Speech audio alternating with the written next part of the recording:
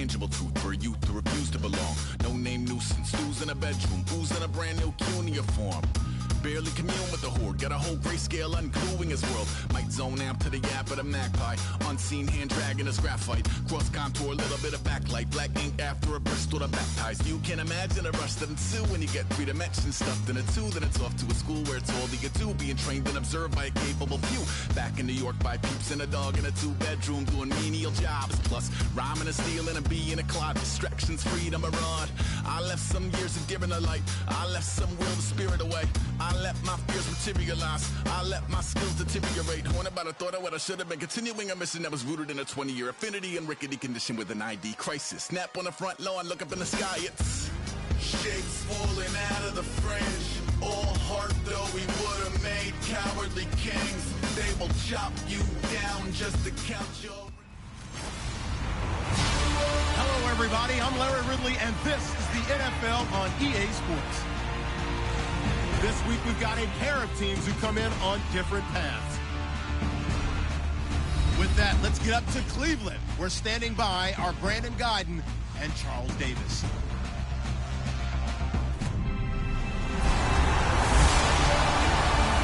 Thank you, Larry. From the shores of Lake Erie, EA Sports has coverage of the NFL from First Energy Stadium here in Cleveland, Ohio. Today, we've got a Week 6 matchup for you here between the New Orleans Saints and the Cleveland Browns. Hi again, everyone, with Charles Davis. I'm Brandon Guyton. And, Charles, we look at this Browns ball club. They were winners last time out, so they'll be looking, Charles, to make it 2 in a row. And what I enjoyed when I watched their game tape and their victory last week is they put it together in every phase. Good offense, good defense, and some key plays on special teams. Let's see if they can get that 2nd win in a row. Meanwhile, for the visiting Saints, they were losers their last time out. They're going to try to get back in the win column, but obviously they're going to have to do that in a hostile environment. And sometimes that actually works to your advantage. Now you've got to band together your team, the us against the world mentality. Let's see if they can use it and get a victory.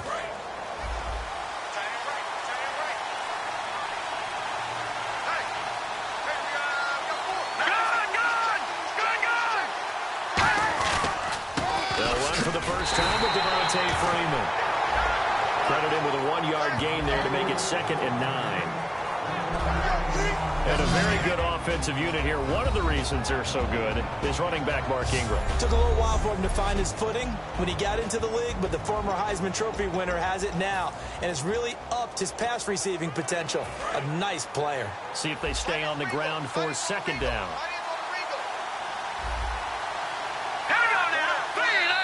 An encroachment penalty here, maybe just a mental lapse, partner. Sometimes you have to just watch the football. Make sure it's snapped before you're jumping. So the offense readies for a 2nd and 4.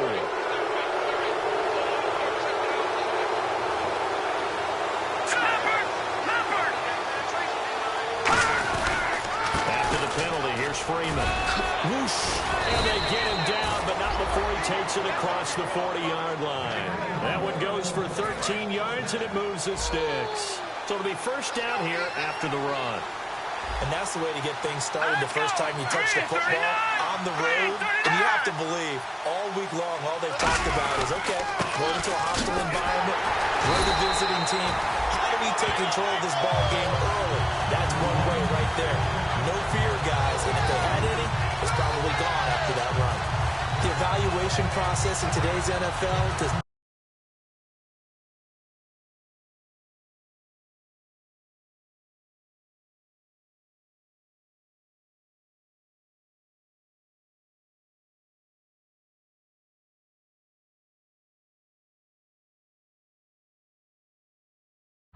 Take into account as much bulk as it does speed, and that's what we're seeing with the linebacker position. Those guys that can run, they can play at any spot because they can make plays on the opposite side of the line of scrimmage. Now they'll switch it up here and look to throw. Firing quickly here, and that's complete. 4 yards on the completion, and it sets up a 3rd down. And here's Here's the starting crew defensively for Cleveland. You have to love Jamie Collins. You can use him just about anywhere on the defense. Inside linebacker, outside linebacker, defensive end. He might even play a little bit of safety if you give him the chance. And it looks like a nickel set now for the Browns on third down. Now a shotgun snap as they'll look to throw. It's complete to Flanner.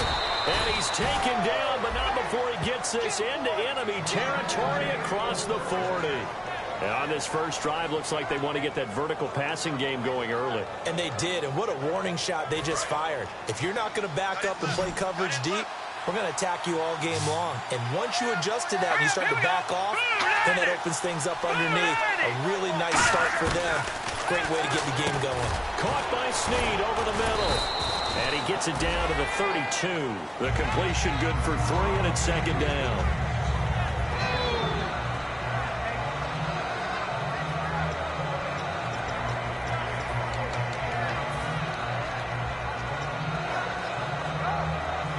Completed pass play. Now let's see if they go back to the air or to the ground.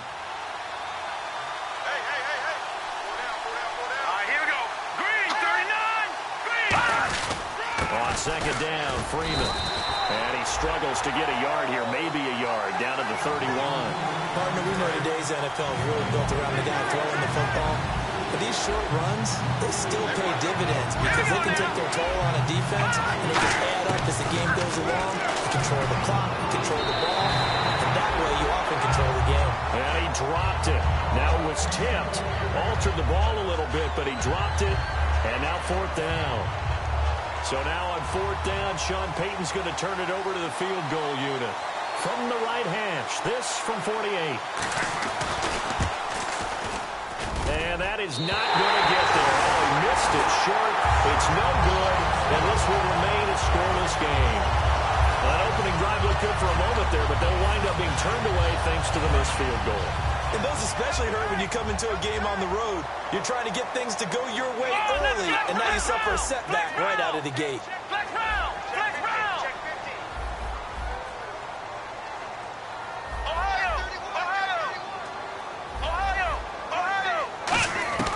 They'll come out throwing here to start the drive. And it's a short one here, complete to his tight end. 5 yards on the catch there, brings up second down. And that's the kind of pass that adds up over time, Brandon. You may not have picked up a first down there, but if you keep chipping away at it, eventually big plays may result. Now a first carry for Isaiah Crowell. And he'll get it out to midfield. Looks like, yeah, they'll spot it right at midfield at the 50. 7 yards there, good enough to move the sticks. And that's a nice pickup of a first down on that second down run. And at that yardage gain, they can run that play on any down. And a new set of downs here after picking up the first on the ground.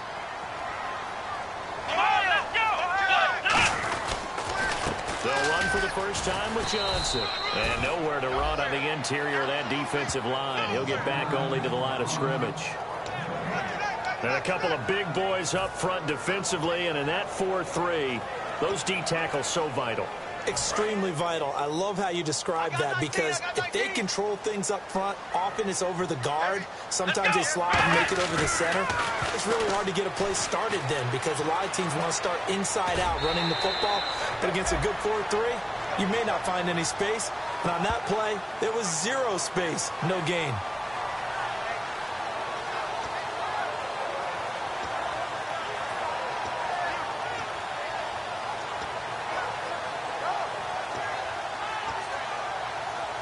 Two yards to go here on third down. Hey, 4 down, 4 down. Here we go, Ohio. Here we go. Ohio. They'll try to run for it with Crowell. And he gets it to the 34. Good enough for the first. 8 yards on the pickup there, and it moves the sticks. I don't know about you, but that almost felt like old-time football there. 3rd and 2 is not necessarily just a running down anymore. A lot of times they want to throw the ball. They went back to the roots and powered forward and got the first down. And he whips that one incomplete there. The intended target was Corey Coleman, and that'll bring up second down. And here comes play number 6 on this drive. Here we go. 2nd and 10. He'll look to throw again. And this time he's got the hook up. It's complete. They pick up 12 on the play there, and they move the chains. And they pick up a first down, and that came out of the fullback position. But as you and I both know, that doesn't necessarily mean it's a fullback playing in that spot. Well, times have changed, right? The old school fullback doesn't really exist anymore. We're not getting that same player out of college with all the spread offenses, not very many pro style where you actually have a true fullback. We're having to make do in the NFL and put guys in that spot who emulate it but aren't necessarily that position. So the run gets them the first, and now they operate with a fresh set of downs. And that run was what a lot of people call an explosive run. Gave them good yardage, solid yardage. They feel good about the whole thing, and they did it behind a 2 tight end set. It's always interesting to watch what offenses want to do with the 2 tight ends. Sometimes they line them up together for a power set. Sometimes they put one on each side of the line of scrimmage to balance things out. No matter what, though, when you see 2 tight ends on the field, your first thought is to think run. In this case, the offense was able to run successfully. On 2nd down, here's Crowell. And he'll take it into the end zone for a Browns touchdown. Isaiah Crowell, his 6th touchdown of the season. And the Browns have taken the early lead. Well, that turned out how they wanted. Run the toss play to the left side, go for that pylon, get in there. And just being able to understand where the pylon was and sneak it in there, well done, well executed. Now Andrew Frank's on for the point after.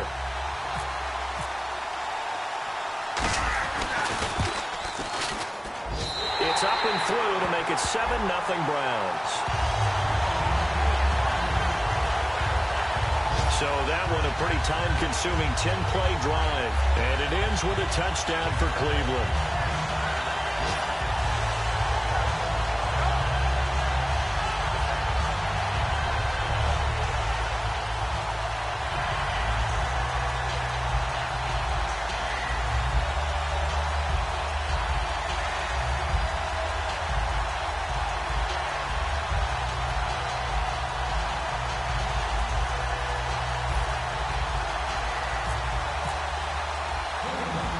Frank's now on to kick it away after the touchdown.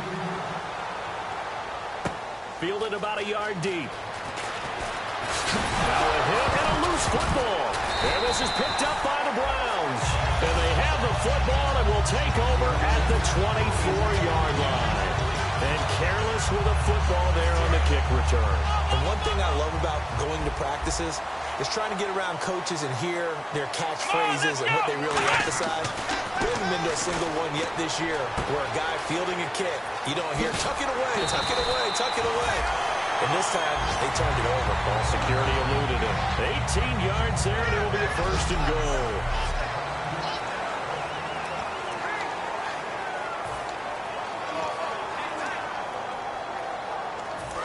So they're operating in the red zone.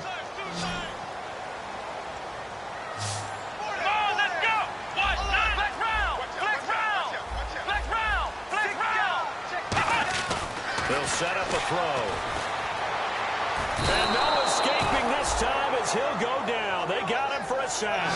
Chris Long. He's the one that got to him. He takes him down for a loss of 9. Well, that was point counterpoint, wasn't it? They decided to throw for it on 1st and goal. Instead, the defense counters with pressure, and the defense wins, getting a big sack.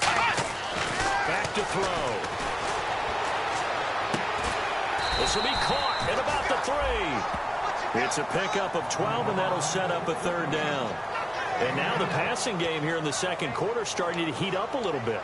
Don't you feel the rhythm starting to happen, right? You see it now. The confidence is starting to rise. I think now as a play caller, because that has happened, you lean on it a little bit more. You don't go totally away from running the football, but you do say, guess what? We can throw it well with a whole lot of confidence.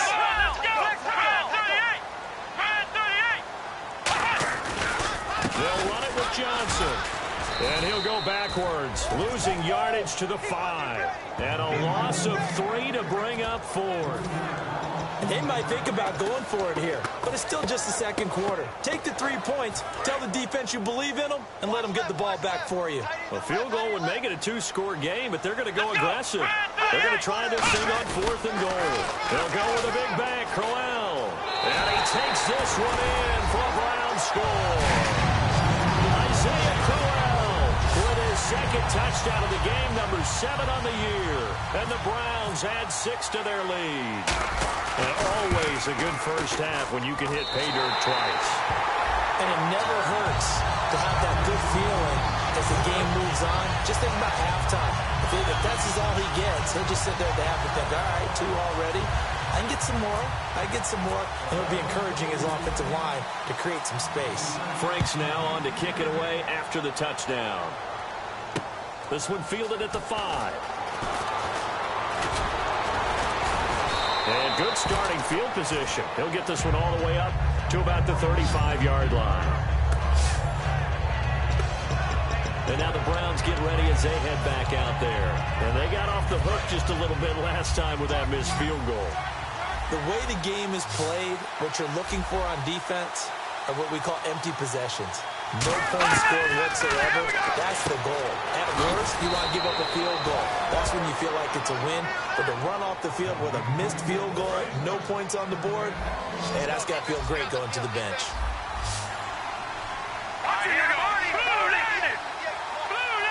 They send Thomas out to the right by himself.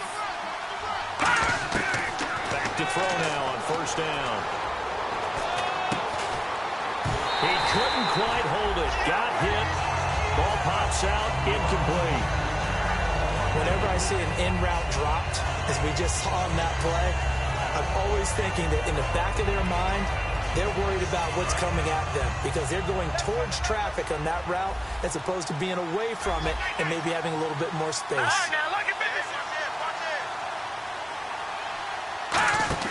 The play-action fake. They'll look to throw. Surveying the field. Snead's got it. And he's going to get this all the way down inside the 35. A nice gain of 21 yards. One thing I can say pretty safely, that route is not called if you don't have a guy who can throw the ball and put some mustard on it. Because if you're going to lollipop it in the middle of the field, bad things usually happen. It takes a strong-arm guy who can rifle it in there, and they were able to successfully complete that one. Here we go. Green 39. Green 39. Now a play fake here on 1st down. Left side and caught by Flainer. Touchdown, New Orleans. Kobe Flainer, his 3rd touchdown now on the year. And the Saints have cut it back within a score. The tight end can kind of be that diamond in the rough secret weapon that you have, and right there they show you why. And it's becoming less of a secret, isn't it, partner? Every game that we do nowadays, the tight end is a featured receiver, not just a blocker, as in the days of old. This is taken about 7 yards deep. And he'll take this up past the 20 and down at the 22-yard line. And the Browns getting set to go. And that recipe on their last drive that resulted in a touchdown looked pretty good, so they'll be hoping to do that once more. And it takes me back to when we sat with the offensive coordinator and the head coach. They felt pretty good about their game plan and thought there were some holes in the defense, and they exploited them the last time out. Let's see if they can come back and put together a similar drive. And we'll see if they can do just that. 11 yards on the pickup, and it's good enough for a Cleveland 1st down. How many times do we say in this game that speed kills, and it does it in so many different ways? In this case, you got a back who's quick and shifty, can make moves, make people miss, but also gets to and through a hole before it can close down. That's some of the benefits of that speed, not just outrunning people in the secondary. And that led to a really nice game. He's going to get this one out to his fullback. Call it a 1-yard gain on the play, and that'll bring up 2nd down. I wouldn't be surprised to see the next step in utilizing this position is to actually utilize more of a scat back in this spot, because we saw the catch there, right? He made it. He's a bigger, stronger guy, maybe not quite as elusive as maybe someone else you would put. Yeah, didn't get the big yardage there you might out of a smaller back. Corey Coleman. All the way in. Touchdown, Cleveland. Corey Coleman, his 3rd touchdown now on the year. And the Browns add on to their lead. And correct me if I'm wrong, that was just a simple fly route, wasn't it? No, there's nothing to correct at all. You've got it down pat. And I just remember as a player, when I'd be in practice sessions and I'd hear 9 from the receivers, that meant fly route, go, look out. That was the 9, and he just kept going all the way into the end zone for the touchdown. This one fielded at the 5. Spinning past him. Still on his feet. And what a return. He's all the way down to the 30. I know the special teams coach will not permit himself a smile here, but inside he's glowing. This is what he practices for. This is what he schemes. This is what he watches tape to put himself and his team in a position to score points. An absolute dream return. The Saints offense now, they get ready to head back onto the field. And they're going to need another score. Got one last time, but still down here. When you're playing catch-up, every possession becomes crucial, doesn't it? And he'll take it into the end zone for the Saints touchdown. Kobe Flainer with his second touchdown of the game, 4th of the year. And the Saints are back within a score. Now he's having a nice little first half here, partner. And it's a first half that leaves us anticipating what can still come. I mean, 2 touchdowns already here through the second quarter. There could be plenty more before this game is over. That's fielded in the end zone. And the decision to bring it out, a good one, as he's up a yard or 2 shy of the 30. There he is, the man taking the snaps under center, heading out for the next possession. He's played a pretty clean first half, a touchdown, no interceptions. Frankly, that's what they expect out of him. They want to see the ball thrown well, and he's able to do that and put it in the end zone. They'd love to see more of that before this game finishes. But right now, he's got his team in a good spot. A good spot, maybe looking for touchdown pass number 2 here in the second quarter. So much of this game is about leverage. We always talk about low man wins in the trenches. Well, it's like that in just about every position. And sometimes, if you lose that leverage and you're losing the battle, just jump up at the line of scrimmage and try and bat the ball away. And that's exactly what happened there. And the hit jarred it loose. It's incomplete.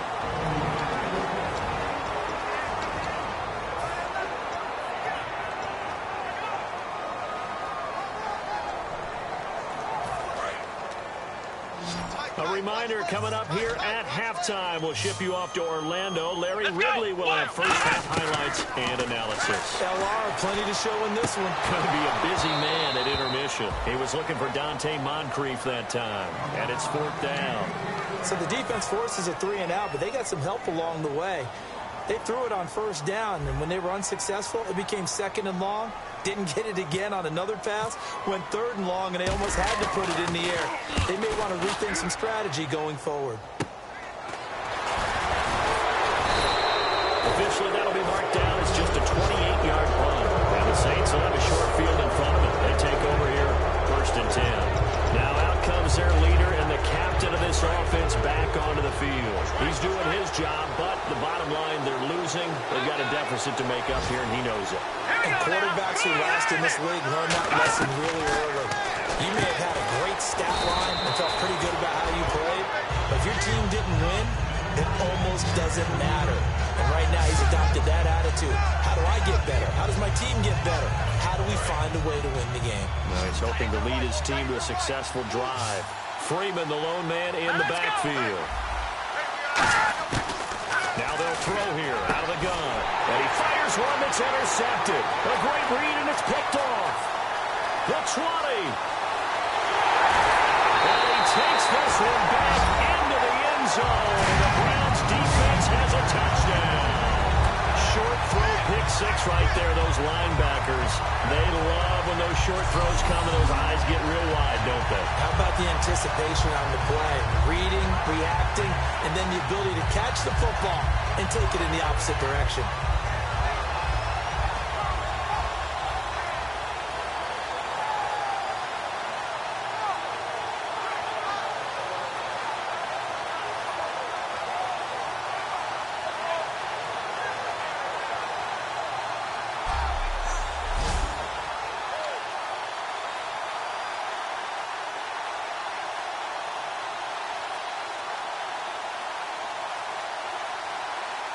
Franks to add the PAT.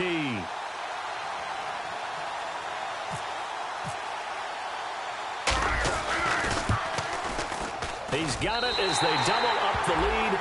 This one's now 28-14.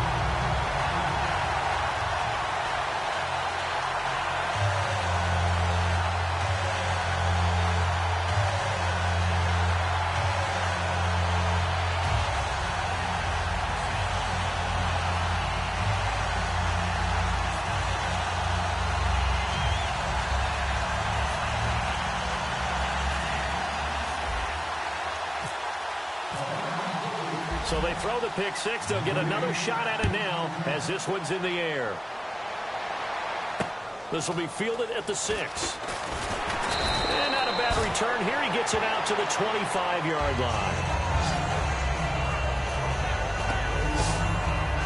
Out comes this field general once more, leading his offense back onto the field. And how does he rally the troops, so to speak? He's played well, but they're down big on the scoreboard. How does he get his guys going? Make sure they understand it's not a me game, it's a team game. Everyone has to come together. Everyone has to up the level of play a little bit, including himself, and find a way to make some plays in order to give them a little bit of a spark and rally the team. We'll see if they can indeed rally down big on the scoreboard right now. Now flags will come in. I think this one's going to be on the defense for jumping. So the hard count gets them there. Neutral zone infraction. Yeah, the defense thought they had the timing down, but the quarterback hit him with a hard count, got him to jump.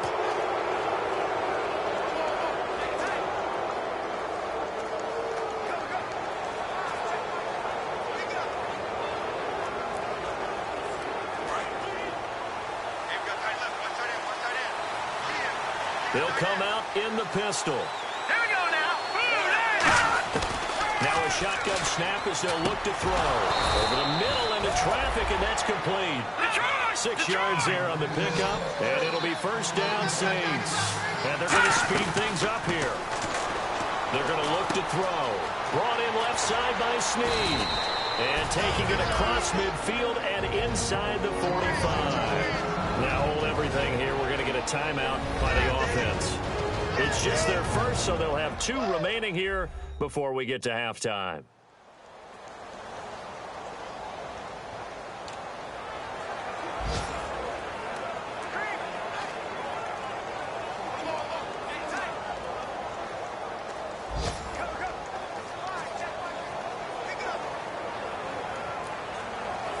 Offense comes to the line now, 1st and 10.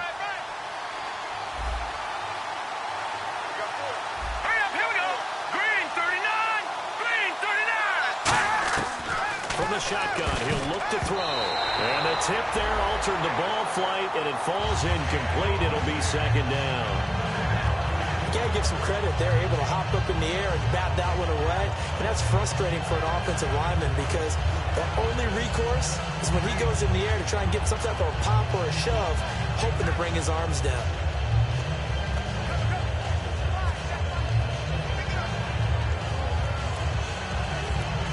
To connect on the first down pass play.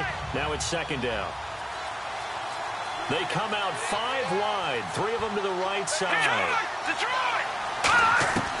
He'll try again with the arm here on 2nd down. Finding time. All kinds of time. And his throw here is incomplete. Thomas the intended target. And now it's 3rd down. The goal of anyone running a curl route is to make sure you try and get defenders on your back and shield them away from the football. But sometimes even when you run a good route, the defense finds a way to knock it away.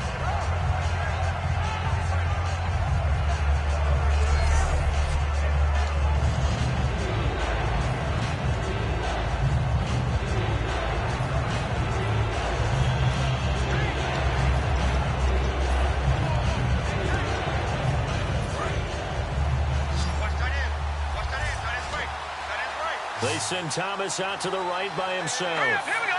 Green 39. Green 39. And now whistles and a flag. And I think we got to jump here. So you heard the word. This is a neutral zone infraction. Yeah, the defender wanted to try and get back after he had jumped, unable to do so.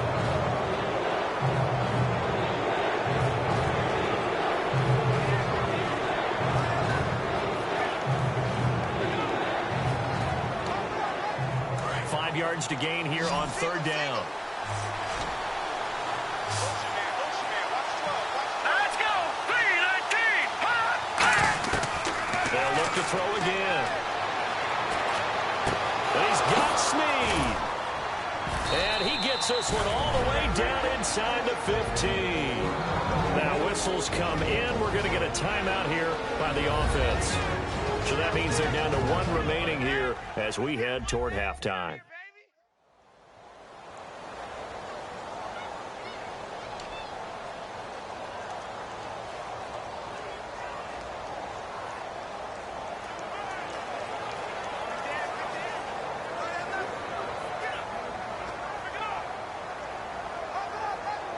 And into the red zone now. And Charles, they told us offense in the red zone was a focus this week in practice.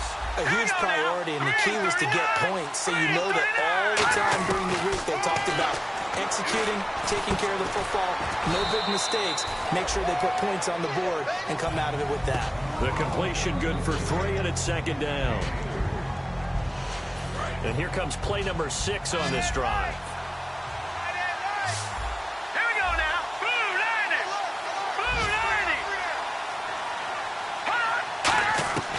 Again, he'll drop to throw. He's got time. Still back there. And he slides. Now hold everything here. We're going to get a timeout by the offense. And with halftime on the horizon, they'll be out of timeouts from here forward. And welcome back, the offensive unit. They took the timeout. And now they get set to line up as we resume action. Trying to keep the drive going here. This is play number 7 on 3rd and 2. He'll drop to throw. And he's got him. It's caught in the end zone. Touchdown, New Orleans. Their dangerous wide receiver in the final seconds of the first half. And the Saints have cut it back within a score. That's one of the better examples of clock management I've seen. Whittled it all the way down just about and still put the ball in the end zone. Yeah, just a methodical drive and something really to take into the lockers here.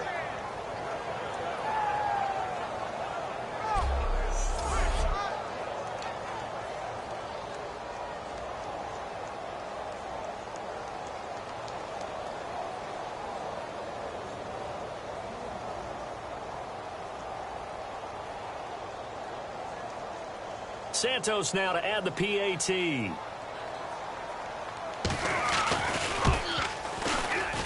He's got it, and they're back within a touchdown at 28-21.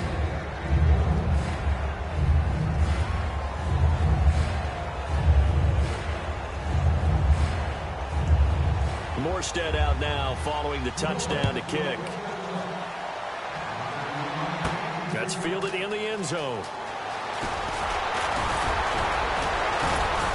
Last year, that would have been a net gain of 5 on the return. This year, he stopped where he would have been if he had taken a knee, and that's at the 25. Looks like the defense in press coverage here.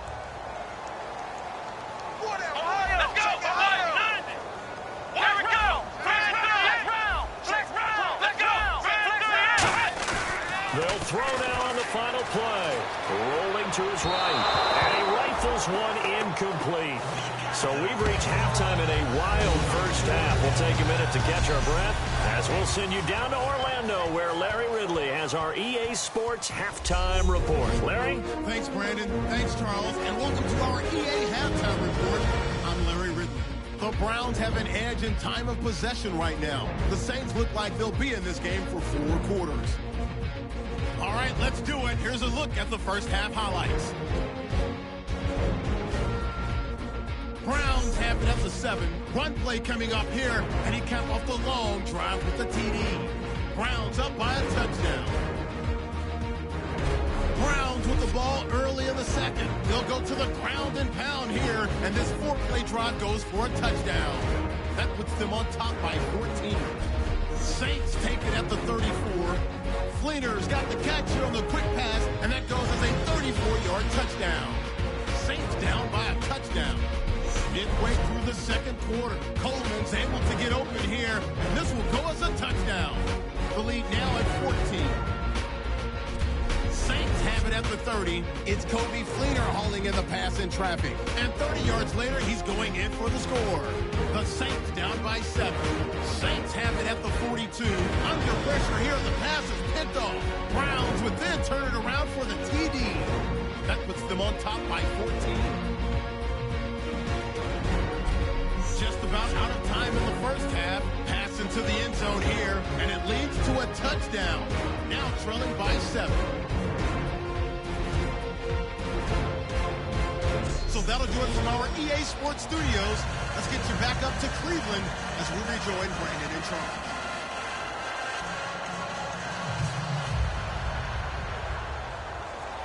So both teams have their marching orders, and we'll get going again here in quarter number 3. That'll be taken in the end zone. And he's able to get it across the 20, but not by much, as he's marked down at the 21-yard line. The Saints defense getting ready here, heading back onto the field. They are down on the scoreboard as we begin the second half and looking to avoid a bigger deficit.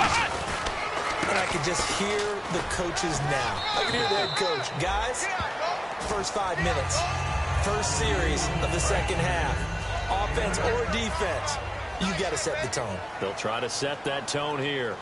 First play of the drive, let's give credit all around. Excellent blocking.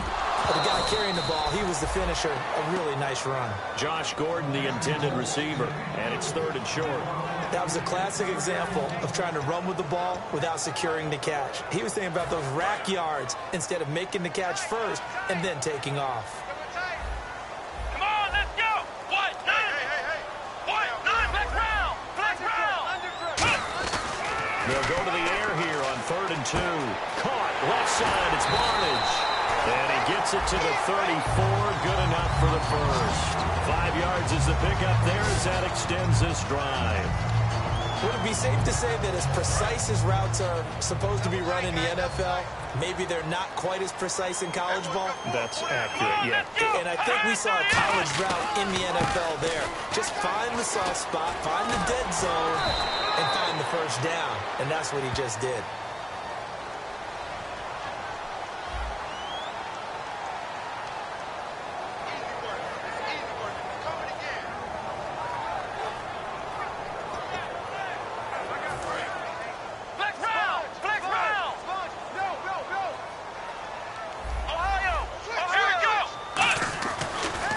To throw. And the Saints pressure gets him. Brought down for a sack. Sheldon Rankins. He's the one that got to him. He takes him down for a loss of 9. Great job defensively. I think he was trying to go through his progressions, find someone to get rid of the football. Before he knew it, he was on his back. So that just brings us right back to what you said in the beginning. A great job defensively. Nowhere to go with the football. That led to the sack. They'll come out in the pistol.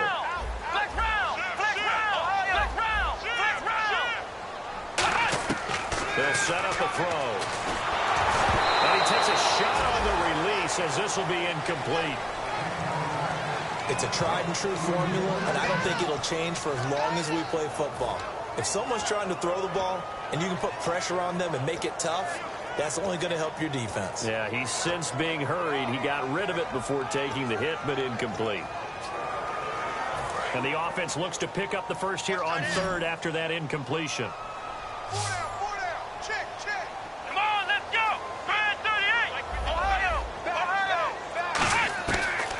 Gun. They'll look to throw.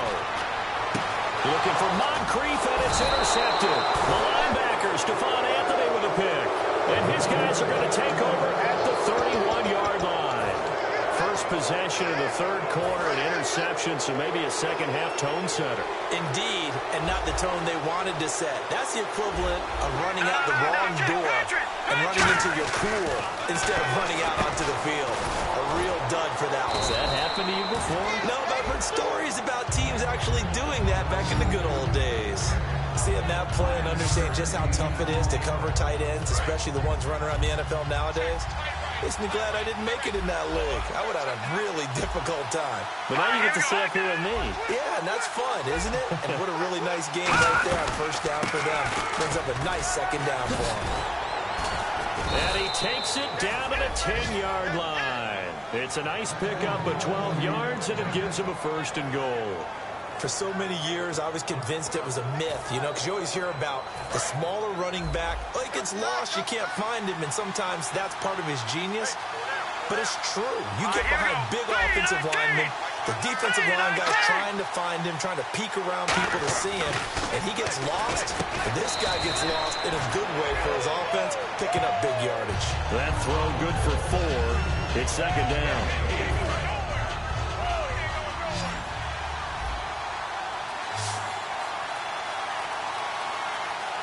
They come out here in the eye. They'll set up to throw. That's caught. It's Thomas. Fighting for the end zone. He lost the football. It's out. That catch good for only a yard, and it'll be 3rd down. And defensively, maybe an opportunity miss there. No doubt about it. When that ball's out, all you're thinking about as a defender is, this is our chance to make a huge play. Instead, he's able to recover his own fumble. Big sigh of relief. Yeah, usually those wide receiver fumbles, there's open space around for the defense, but not there. He hops right back on it. And he'll score. Touchdown, New Orleans. It's their quarterback. A 3-yard touchdown run. And the Saints are within an extra point of tying this thing up. And now we're all even. Brand new ball game, tie game. In a sense, you're starting over. Tie ball game, everyone's back to even, back to equal. A good job getting back in it. So a tie ball game here as the kick's away. That's fielded in the end zone. And a nice return sets him up pretty good here at the 30-yard line.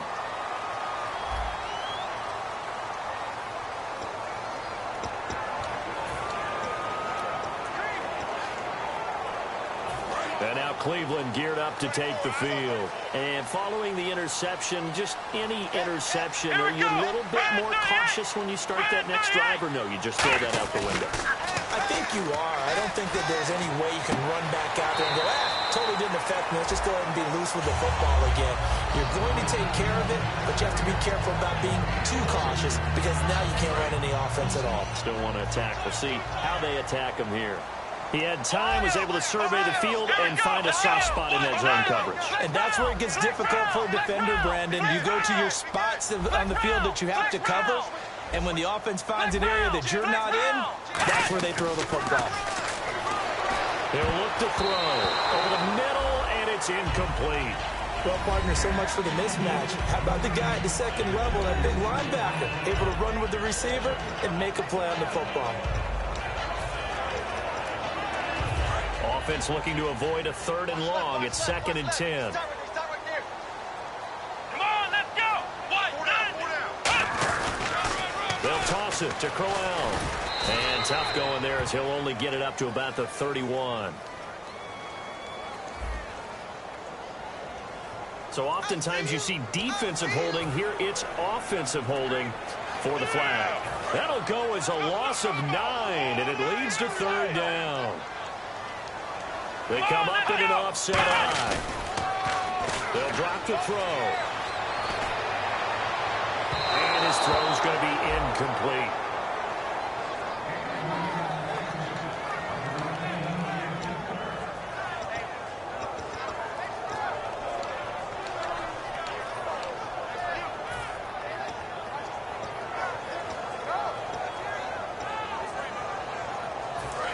So incomplete on 2nd down. Now they'll look to convert here on 3rd. Flex round.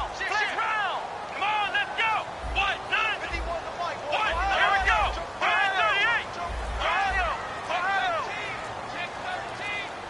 Time running out here on the play clock. Flex round. They just do get the play off as he'll look to throw. He's going to sling this deep downfield. And incomplete. The contact made the ball roam free and brings up 4th down. Here's Britton Colquitt now, standing right on his own 5-yard line. Well, they went for the big play there, but that drop could really hurt their momentum. This is away, but boy, headed straight for the sidelines. And this punt goes out of bounds, and it'll be marked inside the 40. Out is the Saints offense now as they get ready to take over here. And they were able to punch it in the end zone last time. They'll be looking to do that again here for the defense. Obviously, they'll be looking to stop them from punching it back in the end zone. It always is punch-counter-punch, isn't it? And which team has the advantage? Let's just go back. Last time on offense, they rolled downfield, get into a good rhythm. You can see a little more bounce in and out of the huddle. You can see the sideline really get into the game. So defensively, you're thinking to yourself, how do we take that away from them? How do we get the advantage back? Let's see what they come up with. I think pressure is always the first way to go. You love pressure. We'll see if they dial it up this drive. Again, they'll run with Freeman. And he'll get it down to the 47 here. It's a pickup of 6 and good enough to move the chains. 2nd and 1 is often an invitation to take the big shot downfield. I bet the offensive lineman said, are you kidding? We just get on our backs and let's go get the first down. They love being physical. And on the outside, they're playing press coverage. All right, here we go. 3-19. Now on first down, he'll drop to throw it. Over the middle, open is Thomas. And he'll be taken down at the 44-yard line. The completion good for 3, and it's 2nd down. Now it's 2nd and 7.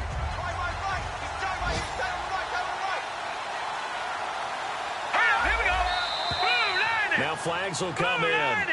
And I think this is against the Saints up front.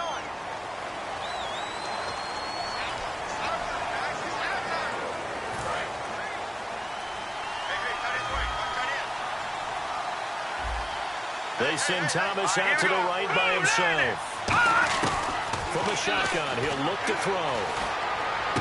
Left side and caught by Flainer. And he'll take it down shy of the 45 at the 46. A gain of 4 on the play, and that'll make it 3rd down.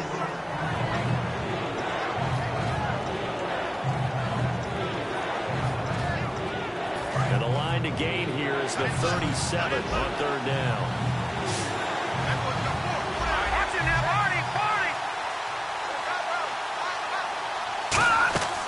Play-action fake. They'll look to throw. Oh, look at Thomas wide open. And he's going to have the first down yardage as he's down at about the 30-yard line. I don't care how many times we see it. I still get a kick out of watching quarterbacks and receivers do the pass tree in pregame warm-up. But I always remember that when we go to practices, we see that after practices as well. They really tune it up, don't they? They tune it up. They know why they do it for these situations. First down. And they build that trust, and that's why they're able to find him in this type of a situation. 2 yards on the carry there. It'll be 2nd down. And this will probably be the last play of the quarter.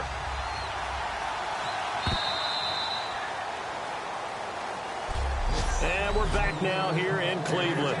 All even as we get ready to start the 4th. 8 yards to go here on 2nd down.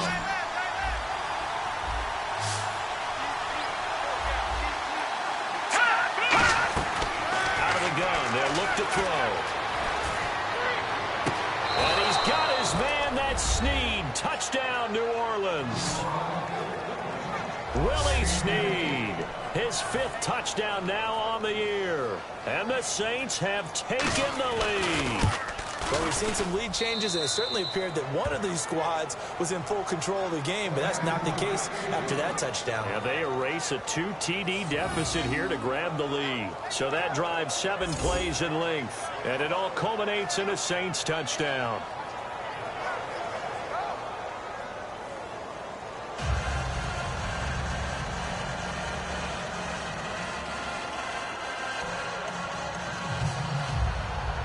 Morstead out now following the touchdown to kick. This is fielded at the chalk of the 10. Solid return, pretty good field position. They'll start at the 32-yard line. And now we get a look at the captain of this offense heading back out there now. And the passing game, I mean, look at the numbers. It's fallen off. When a team is struggling, sometimes you look at the quarterback. When the quarterback starts to struggle, who goes over and picks him up? Yeah, that's always a big one, isn't it? Usually, There's a quarterback whisperer somewhere. And what I mean by that is, whether it's an assistant coach, whether it's one of his best friends on the team, someone that can get in his ear, get with him and say, all right, well, man, what do you need? What's going on here? So there's one person he can lean on. He's going to have to lean on that guy right now. Come on, let's round. This is Crowell. A nice pick up there, 10 yards, and it'll move the sticks. We just saw what a lot of teams call a heavy set. 3 tight ends in the game. That signifies they want to run the football. Yeah, occasionally they'll play action and throw it, but most of the time, those guys on the field means strength, power, run the ball behind them. And now what a lot of teams are doing is they're taking an extra offensive tackle and putting him in a tight end number to give them even more blocking power. And we just saw it on that play. Now a play fake here on first down. They'll roll him out right. Now he'll let it go deep right side. And they went big on first down. Proves unfruitful. The best receivers we know always tease their quarterbacks that, hey, no matter what you do, you cannot overthrow me. Well, guess what? That's exactly what happened on that play. Normally, they time it up pretty well, but on that one, he just overshot him.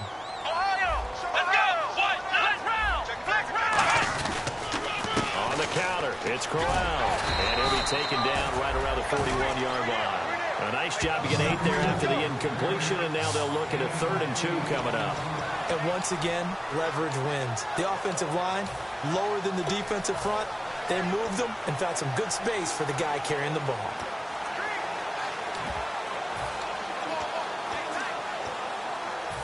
Offense coming up, needing 2 yards on 3rd down. They come up in an offset eye. They stay on the ground. This time it's Johnson. Oh, a nifty juke there. Not much fun for a guy trying to tackle him. And he is into the end zone. Touchdown, Cleveland. Duke Johnson, his 4th touchdown on the year. And the Browns are within an extra point of tying this thing up. Well, they were just hoping that run would pick up the first. They got the whole enchilada. And I'm so used to teams on 3rd down, doesn't matter how far they need for a first down, throwing the ball. Instead, they run it, and as you said, pick up the first down, and then some, and then some. In fact, everything, all the way for a touchdown. Terrific play. Set to go now with the kickoff. These two teams all even again as we continue in this wild 4th quarter. That'll be taken in the end zone. And no run back here. This will be a touchback, and it comes out to the 25-yard line. Out onto the field comes New Orleans. And they'll just simply be looking to build off the confidence of the last time out where they scored a touchdown. And confidence is powerful, isn't it? When you've scored once, you feel like you can go back out there and get it done again. Doesn't matter what the defense throws at them. They feel like they're in a groove right now, and they want to get out there and show it. Yeah, hoping to stay in that groove here this go-around. Toward the sideline, and look at that catch. Dragging the toes, and that's going to be a first down. Well done. He's been a busy man here in this one, and they're showing off some nice footwork to stay in bounds. And with those types of catches and the volume that we've seen in this game, wouldn't you keep him busy as well? I would. Of course. You got to keep throwing it to him. He keeps making plays. Here we go now. 3-19. Now flags will come in. And I think this is against the Saints up front.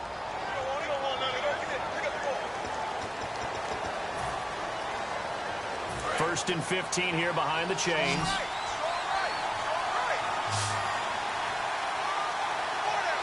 Let's go. Now they'll throw here out of the gun. Caught by Snead over the middle. And able to get this one across the 45 before he's brought down. That one good for 16, and the drive will continue. Brandon, we did watch him play well on tape last week, and it was a lot of fun to watch, and he put together some nice numbers, some really nifty plays, and he's doing it again this week. And what I'm seeing is the rest of his team starting to rise in confidence as well. Rubbing off a little bit? I think so, and I think that they're buying into him. They believe in him as their leader, which means that they're going to put Devontae Freeman, they're not going to get him. Touchdown, New Orleans.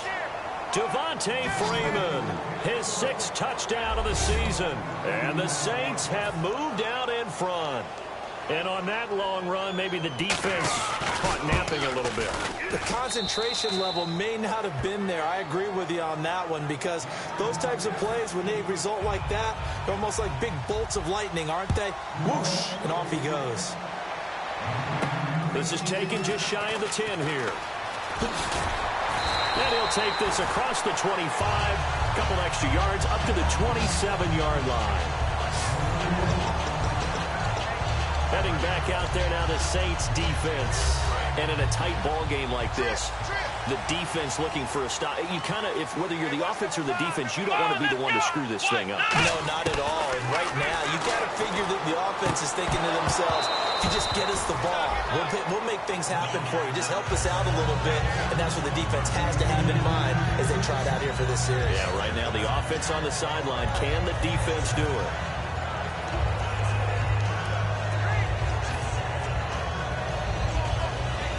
So they're still at the original line of scrimmage here. Second down and 10. Flex round! Flex round! Come on, let's get round! Flex round!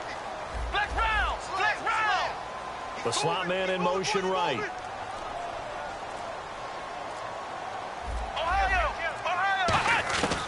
And second and 10, he'll look to throw again. And incomplete there. A nice hit. Jars the ball free and brings up third down.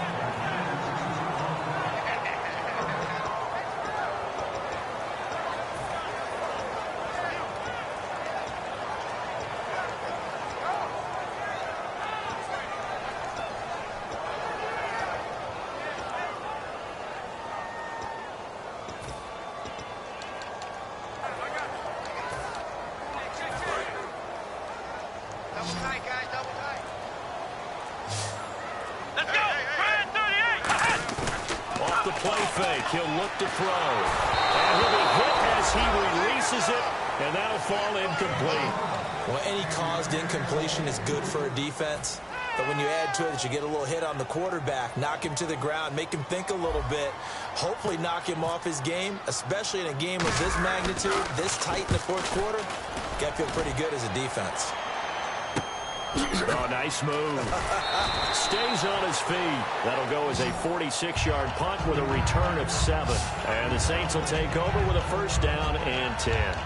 And now the Browns defensive unit trots back out. And a touchdown given up the last time they were out there, so maybe need to refocus a little bit. And make sure that they don't start finger pointing with each other, because oftentimes when a touchdown's given up, you say, okay, where did that happen? Who broke down? Who gave it up? Instead, just go back out there, be a unit again, and try and play a little bit better. Let's see if they can play a little bit better on this drive. Give him 9 on the carry that time, and they're set up with a 2nd and 1. I know you're trying to wring every yard out of a run, but I think 9 yards there is ideal in this situation. Yeah, now next couple plays, you only need 1 yard. Keep that clock rolling with a lead here in the fourth. Yeah, what you're saying is maybe if it takes you 1 or 2 more runs to get the first down, that's extra time, extra plays. Really hurts the team on defense.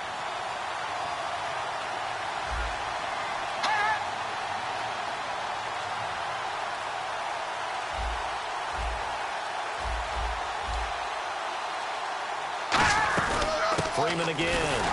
And for one of the few times here today, this one's not going to go anywhere. And now a timeout called defensively by the Browns. It's just their first. They'll be down to 2 remaining as we step aside here in the fourth quarter. And the offense here just looking to stay in bounds, complete the short passes, and put this game on ice. On third down, Devontae Freeman. Oh, the Devontae Freeman. They're not going to get him. Touchdown, New Orleans. Devontae Freeman with his 2nd touchdown of the game, number 7 on the year. And the Saints now add 6 to their lead. Not only touchdown number 2 for him, but a big run to boot. However, still trailing. Still trailing, but not because of his efforts. Boy, he's playing really well, and I love his long speed there, right? Able to get out there and burst all the way to the end zone, and smart enough to keep the ball in his hands and get into the end zone for the touchdown. In 2016, on all levels of football, we're seeing guys drop it before the goal line. What's the rule, Brandon? Run into the goalpost. That's right. Before you drop the ball. There you go. Heading out is the Cleveland offense now as they get set to take over here. And with this deficit, you can't have too many more drives like the last drive where you had to punt it away. You know what I would tell my offense right here? The punter doesn't exist, guys. He doesn't even exist. He's not a team anymore. I just cut him. All right? So you've got to go out and create some offense for us here and give us some points. No way does that guy get on the field on this drive. Poor punter. Yeah, it wasn't his fault. But hey, listen, there's got to be casualties at times. We're trying to win a game. One receiver left, two to the right. He'll try again with the arm here on second down. He's going to loft one. And got his man complete. All the way in. Touchdown, Cleveland. Corey Coleman with his second touchdown of the game, fourth of the year. And the Browns are back within a score. I know Paul Revere talked about by land or by sea, right? You know, one by land, two by sea. He didn't mention air because right now we're seeing a big-time performance, aren't we? That's 2 touchdowns so far in this game. Where'd you pull that one from? And, you know, every now and then I actually listened in history class. And you're just a scholar all the way around. You're reading all the time. I like that you fit that in the broadcast. You know, I just grab a nugget when I can.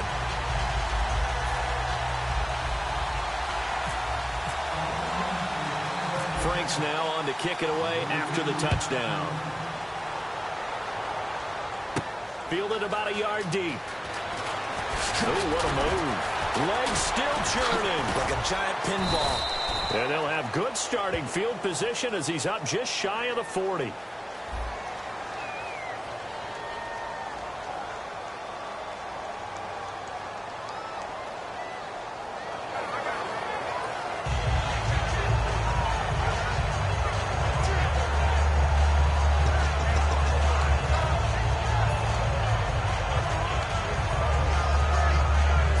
Saints offense, they get ready to go back to work here. They have the lead, obviously, late in the game. I guess the good news for them is if for some reason they would make a mistake, a field goal does the opposition no good. Everyone loves to have a little bit of a cushion, and that helps you immeasurably. And now the Browns are going to take another timeout. So the defense had a chance to catch their breath, and now they're back out and ready.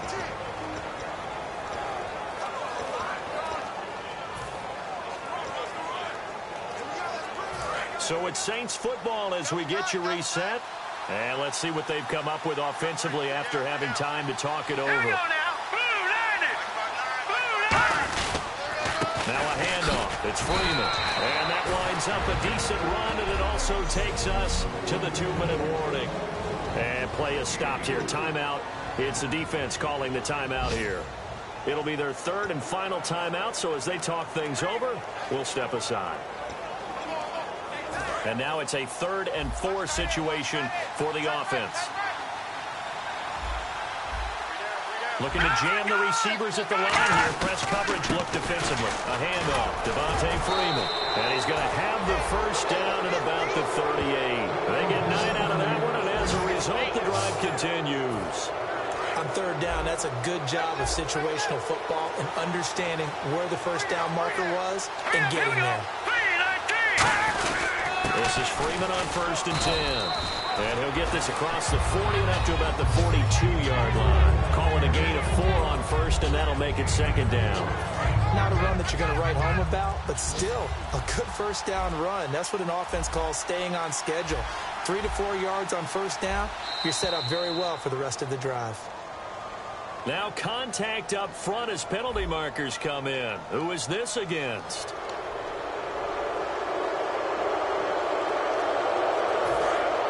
And the D-line pinching together must be expecting the run.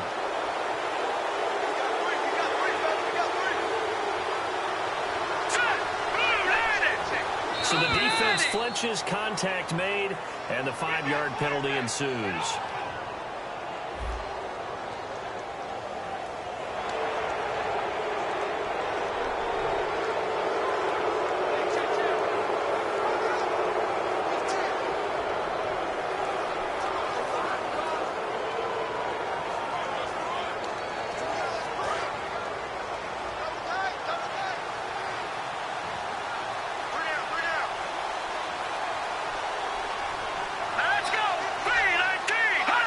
The Saints in victory formation now as they'll take the knee.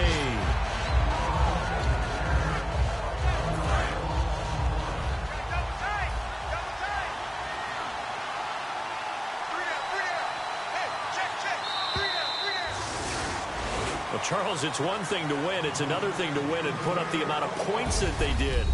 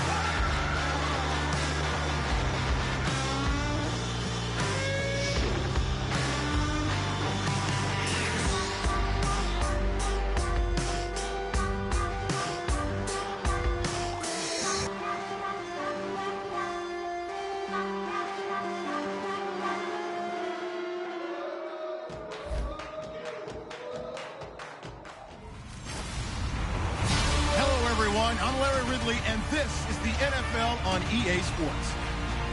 In today's matchup, we've got two teams who come in with identical records on the season. It's the Browns going up against the Ravens. With that, let's welcome in our fine broadcast team. Here are Brandon Gaudin and Charles Davis. Thank you very much, Larry. We are here on a beautiful afternoon for football. Today, it's an AFC North matchup between the Cleveland Browns and the Baltimore Ravens. Alongside Charles Davis, I'm Brandon Gaudin. And, Charles, you look at this Raven team as they get ready here. The losers their last time out, so they'll look to make amends here. And one of the best ways you can do that is to be at home, and they are. They're going to try and ride that home crowd and that wave of emotion to a victory in this one. Meanwhile, for the Browns here, they too were losers last week, so they're also hoping to get back in the win column. Something's got to give in this one, right? Both teams want to start a new streak, and they both want it to be a victory. This should be a fun one.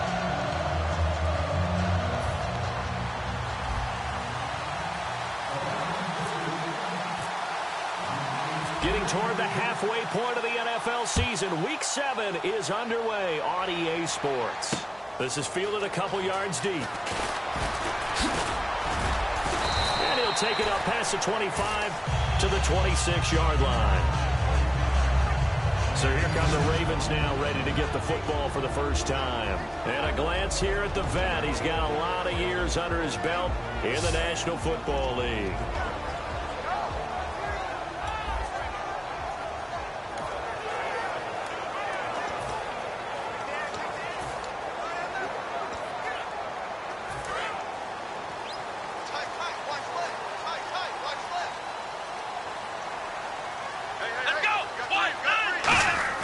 They go play action here on first down. Over the middle, it's complete.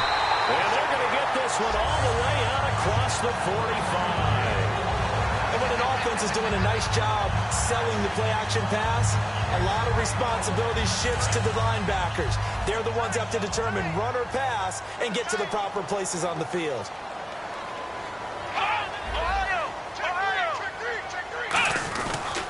Now the fourth-year man from Texas A&M, Christian Michael. And taking it across midfield and just shy of the 40. A nice pickup there of 11 yards, and it'll move the sticks. So often you hear about teams trying to avoid the middle when they're working against a true 3-4 defense because the nose is so hard to move. Which side do you block him to? How do you get him out of the middle? Well, some teams will double team. Some teams have a good center that can move a guy. But if you can control him, that takes away whatever the rest of the force guys are trying to do to you because once they get to the play, you usually overwhelm them with your own blockers, and that creates some space. It's a 6-yard pickup, and it gets him to 2nd and 4. I know the toss play begins with the guy taking the snap and turning around and tossing it to the runner. But where the real intrigue is, can they seal the edge? Whether it's an offensive tackle or a tight end in the direction they want to run the football. If they do that, that's the result that you get, that type of a gain. If they don't, oftentimes it's not a very successful play. Now Hundley. He's got time in the pocket. Wide open receiver complete. That one goes for 24 yards. Love the call by the offensive coordinator, recognizing the situation very well, calling for the play-action pass and completing it. And the offense lining up 1st and 10.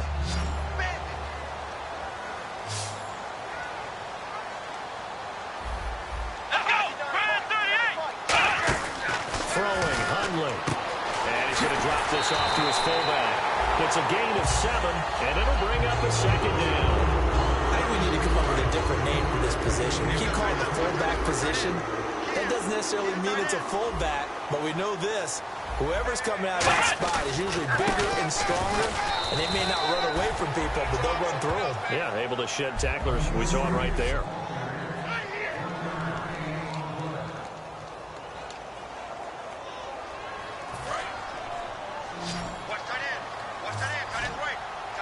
So they brought in an extra defensive back here, so probably not expecting a run on 3rd and 3. A good call. They'll drop to throw. And Huff wheels it in. And he'll be taken down, but he does have 1st down yardage. Well, they've had a great, impressive drive going here, and that pickup ensures the drive continues. And not only do you continue the drive, which is demoralizing for the guys on the defensive side of the ball right now, but you make your own defense happy. They're able to get a little more rest over on the sidelines while this one continues downfield. They will give to the big fullback use check. And he is not going to get through here on try number 1. They stop him at the goal line. That's going to go as a loss of a yard, and it'll be 2nd down. We talk all the time about how important it is to have leverage in blocking. It's also a big part of policing up gaps. Did you move someone out of the A gap? Did you move them out of the B gap in order to create space for your guy to run? In this case, all those gaps were shut down. Yeah, the movement was defensive, and they got him for a loss. I don't know if there's any other way to put it, but that play was blown up right from the snap. How about the guys on the defensive side of the ball? It's almost like they were in the offensive huddle. Yeah, it's one thing to stand him up from that 1-yard line. Pushing him back to the 5, though. Wow. Yeah, I like what you just said there. Not just stand them up, but they end up making a play on the other side of the line of scrimmage. Come on, let's go. 1-9. They'll look to throw on 3rd and goal. Nothing doing on that one, and it'll be 4th down.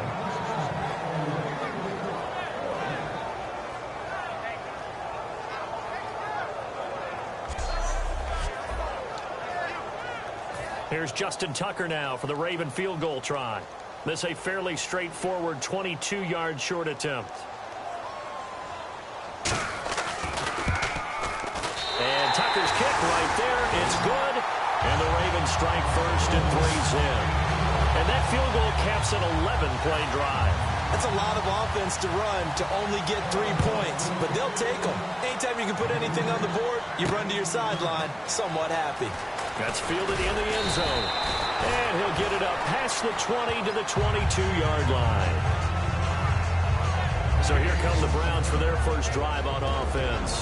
And they will be led out by a guy certainly still trying to prove himself here in the league, the young rookie quarterback.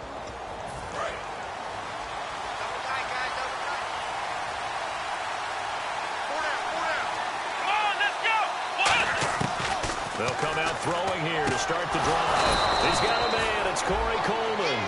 They'll get 16 yards there. And that'll be good for a Cleveland first. Having an effective short passing game, one of their main concern coming into this one, right there, able to hit the D with a quick strike and a first down. And you're able to put that into your game plan when you see that there's space to throw the football. A lot of defenses don't want to play press coverage or tight coverage. They'll play backed off, and sometimes those cornerbacks will bail out really fast and really get deep. And that allows you to throw the quick game underneath, and they took advantage of it. They talk about mobility on quarterbacks all the time. Here's where it really pays off. Able to move, evade, and is accurate throwing on the run and picking up a first down.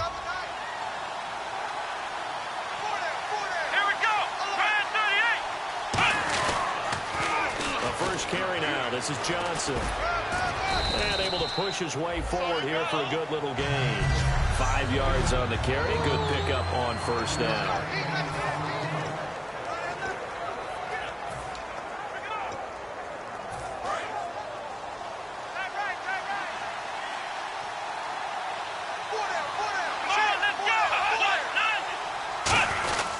They go to Johnson again. And this time not as successful as he'll get back to the line of scrimmage and no more. It'll only be a gain of a yard, and it sets up a 3rd down and 4 now. And the defense searches for one more stop here after the run on 2nd down.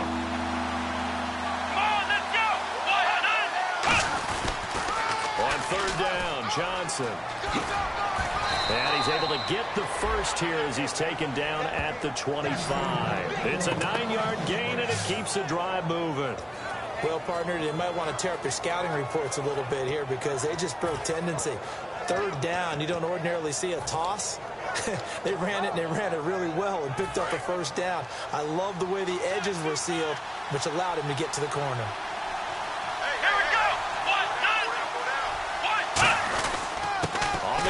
This is Isaiah Crowell. Oh, a heck of a move. Man.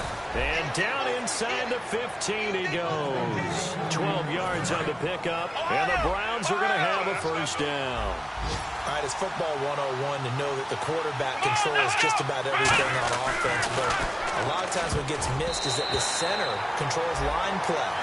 He has to communicate to the guards and the tackles what type of front they're facing, how they're going to block it, and what adjustments need to be made sometimes on the fly as a defense will shift. Give the center a lot of credit because for the most part, he's got big defensive linemen over his face all game long. But he's got to try and block and protect his quarterback and create space for his runner. In this case, he did a really nice job of communicating and executing. So just a lone field goal in this first quarter. Back with Charles Davis. I'm Brandon Gaunton. The Browns with a football to begin quarter number 2. And they're driving, but they come up on a 3rd and short here. They're trying to keep the drive going. This will be play number 8. It's 3rd and 2. They go back to the ground now with Corral. And the hole closes quickly here. He can fight only to about the 4. He needed 2. He got 1, and that's going to leave him with 4th down and a yard. And, partner, when you run the ball on 3rd and 2, you're telling the whole world you've got nothing but confidence in your offensive line and your runner, and you expect to get it. But they were stuffed on that play. Only got 1 yard. Great job by the defensive front. The linebackers. And he's in. Touchdown, Browns. Isaiah Crowell with touchdown number 8 on the year. And the Browns have taken the lead. I know the play ends up in the end zone with one person carrying the ball, but how about that big mass of humanity that guided him to that spot? Yeah, they got there, but I love the dive. Always a fan of the dive. Franks now on to kick it away after the touchdown.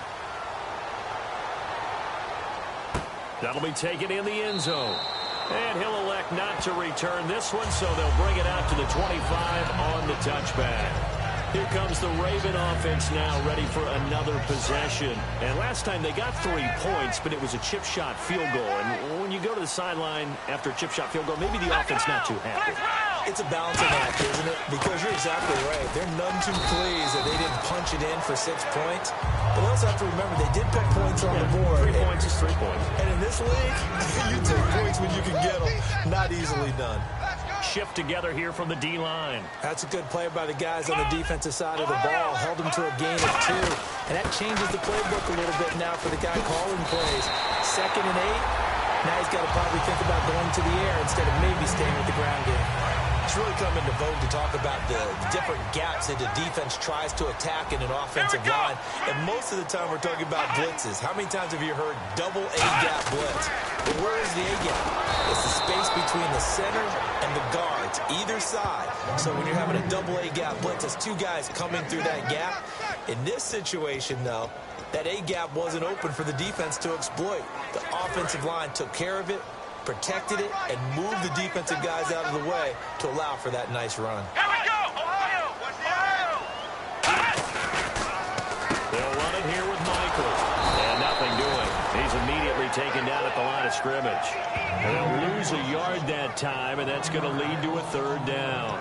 Brandon, when you and I sit down and play chess, you're always winning. So I've got to figure out how to get that done. But we're watching a real chess match today between the offense and the defense. And on that play, called a draw, the defense ended up winning. Here we go! Red 38! Red 38! Right over there. On 3rd down, he'll drop to throw. And incomplete. He had nowhere to throw, so he just tossed it away.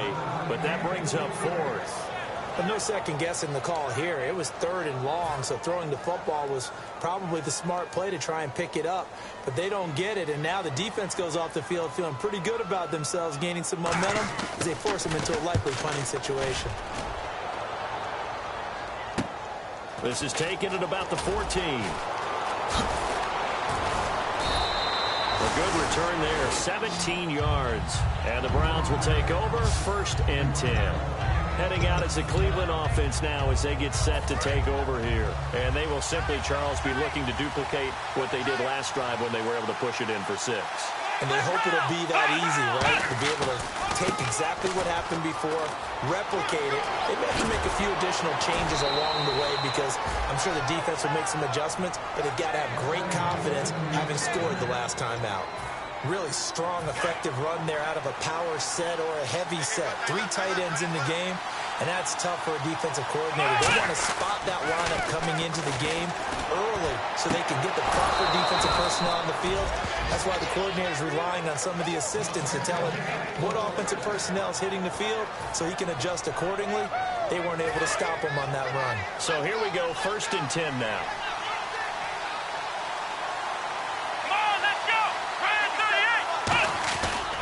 Johnson on the counter. Looking for a seam, but finding none. He'll get back to the line of scrimmage, and that's it. It's a loss of a yard there, and now 2nd down. You remember Timmy Jernigan at Florida State. His stoutness that was so impressive there, it still comes into play in the NFL, doesn't it? If you call stout 300 pounds, and I do, then yes.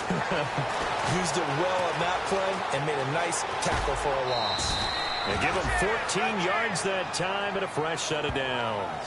That was an excellent job of recognizing the situation. His first read wasn't there. Heck, his second read wasn't there. But he bought himself a little extra time scrambling out of the pocket, got to the sticks, and picked up the first down. Looks like the defense in press coverage here. They'll come out in the pistol. They'll look to throw here on first down. It's a short one here, complete to the tight end. And down inside the 15, shy of the 10. It'll go as a gain of 12. And it's good enough for a Cleveland first down. And a good quarterback facing zone coverage. If he has just a little bit of time to survey the scene, that's what's going to happen. No doubt about it. If there's no pressure, he's going to continue to pick them apart because he has all that time to find someone open downfield. He can only cover for so long. So maybe they want to go to a zone blitz scheme, get a little bit more pressure. Remember when Carolina did that against Denver? They lost the game ultimately. They dropped the defensive end out, and he ended up with an interception in that game in Super Bowl 50. Maybe some sort of scheme like that to try and get more pressure at the passer. Again, it's Crowell. And he will push his way forward down to about the 3-yard line. And he got half of what he needed there, 2 yards. And it'll bring up a third and 2 more. The best defensive linemen, they play with great leverage so they can get low and not get bowled over by offensive linemen. They have excellent hands. They can throw people off on a play. We just saw a great example of a really good run stop. That guy playing the defensive tackle position. A reminder coming up at halftime. Larry Ridley will join us from Orlando with our halftime report. But business to take care of before that. On third down, Crowell. And he takes this one in for a Brown score. Isaiah Crowell, his second touchdown of the game and his 9th on the year. And the Browns add 6 to their lead. Not a bad start for him. 2 drives for the offense, 2 rushing TDs. Almost like he's in the percussion section in the band, isn't it? Got a little oomph, right? Got a little crash, got a little bang. He's got it all as he gets to the end zone. Second rushing touchdown, as you noted, on 2 drives. He's off to a terrific start. Okay, you ready? Wait for it. But on the return, here's the dangerous Cordero Patterson. And he'll take this one near the 25, call it the 26-yard line.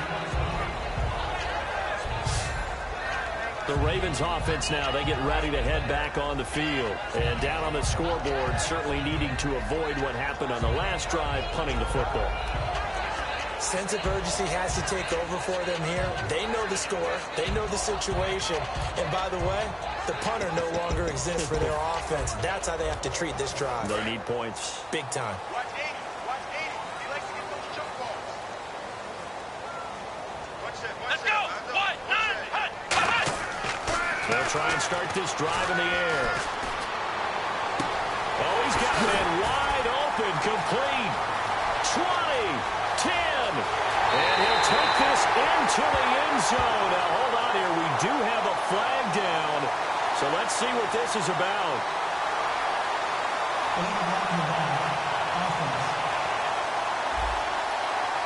And that penalty will wipe out a big gain by the offense.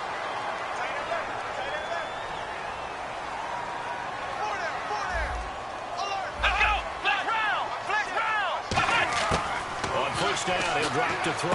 Caught, it's Huff.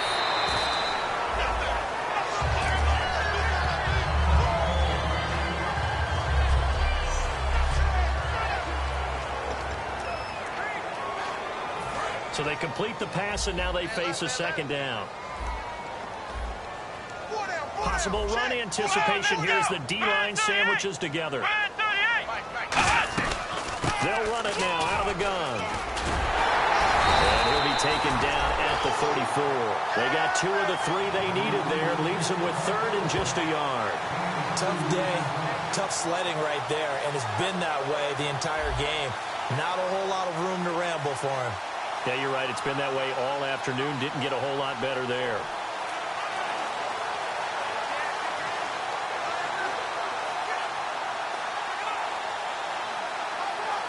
So just 1 yard to go here on third down.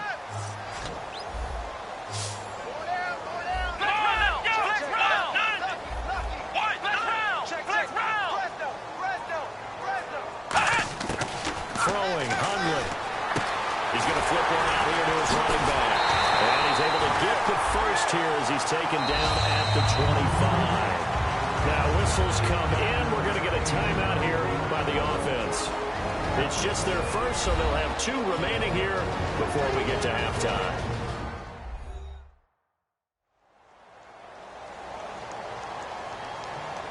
So we're back in the offense getting set following the call of that timeout.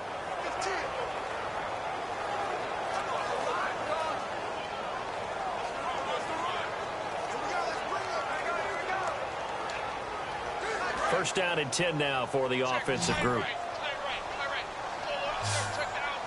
And on the outside, they're playing press coverage. Now Heinrich throws a quick hitter on the slant. That's complete. Now hold everything here. We're going to get a timeout by the offense. So that means they're down to 1 remaining here as we head toward halftime. Second down now after the pass completion.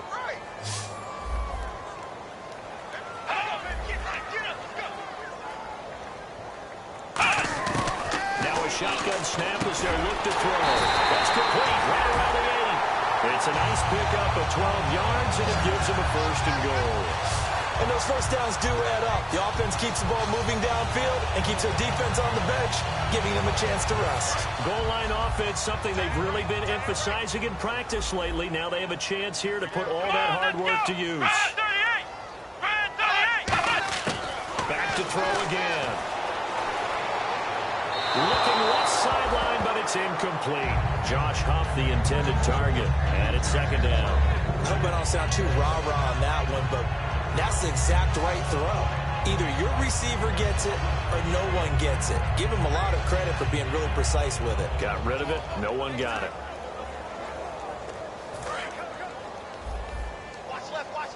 And the D-line pinching together must be expecting the run. Come on, let's go! 190! They'll stick with the passing game as he looks to throw. That's caught at the 3. 4 yards on the completion, and it sets up a third down. And now a timeout called defensively by the Browns. It's just their first, so they'll have 2 remaining here before we get to halftime. They were stopped last time from the 1. Now here's another try on third and goal.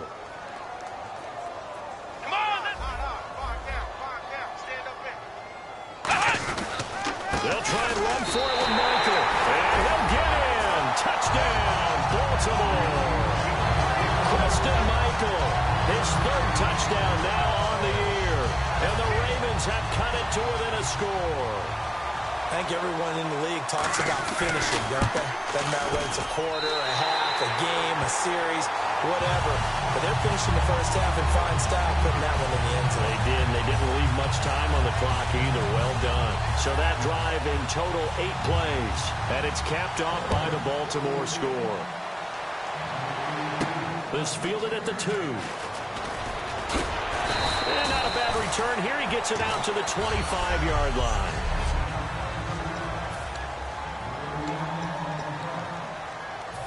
And now Cleveland geared up to take the field. And with time quickly fading here in the second quarter, not sure how aggressively, offensively they want to play this. I think we'll find out just how much they trust their guys in this situation if they decide to take a shot. 10 yards on the pickup there. And that'll be good for a Cleveland first. And we're back. The offense had a chance to talk things over. We'll see what they come up with here on this next play.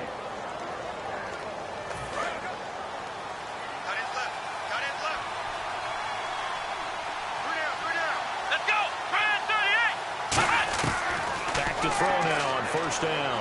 He's going to float this one deep right side.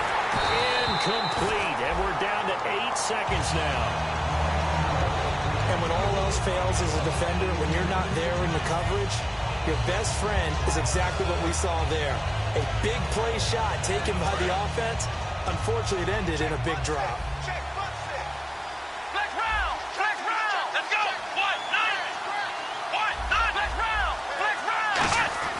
He'll try again with the arm here on second down.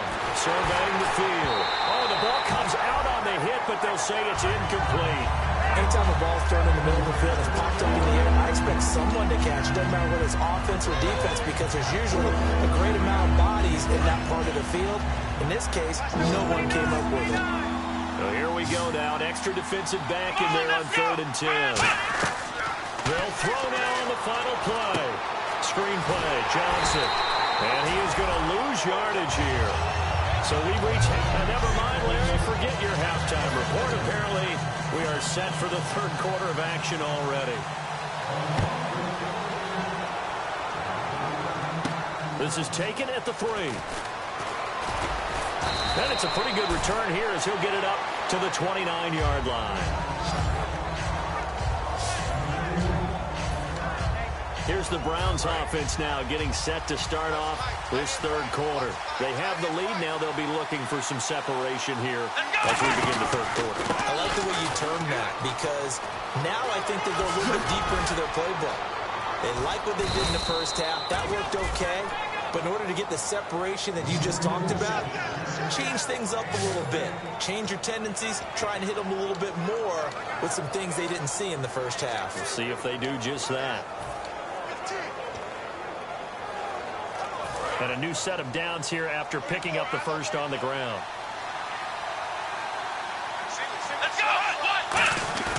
He'll look to throw. Finding time. The throw to the left side, caught by Coleman. Give him 18 on that one. And it's good enough for a Cleveland first down. Well, coaches always talk about finding balance on offense. I don't think you can get much more balance than this. Big-time run, big-time pass. A 1-2 combination. Looks pretty good. How about that? Let's see if they can continue to take that kind of a punch, though. A hit as he throws there, incomplete. When defenses get to the quarterback down quickly, a lot of times it's called a jailbreak. It wasn't quite that fast, but fast enough that he had no time to look downfield and set himself to throw the ball. And as he tried to do that, he was hit, and it forced an incompletion.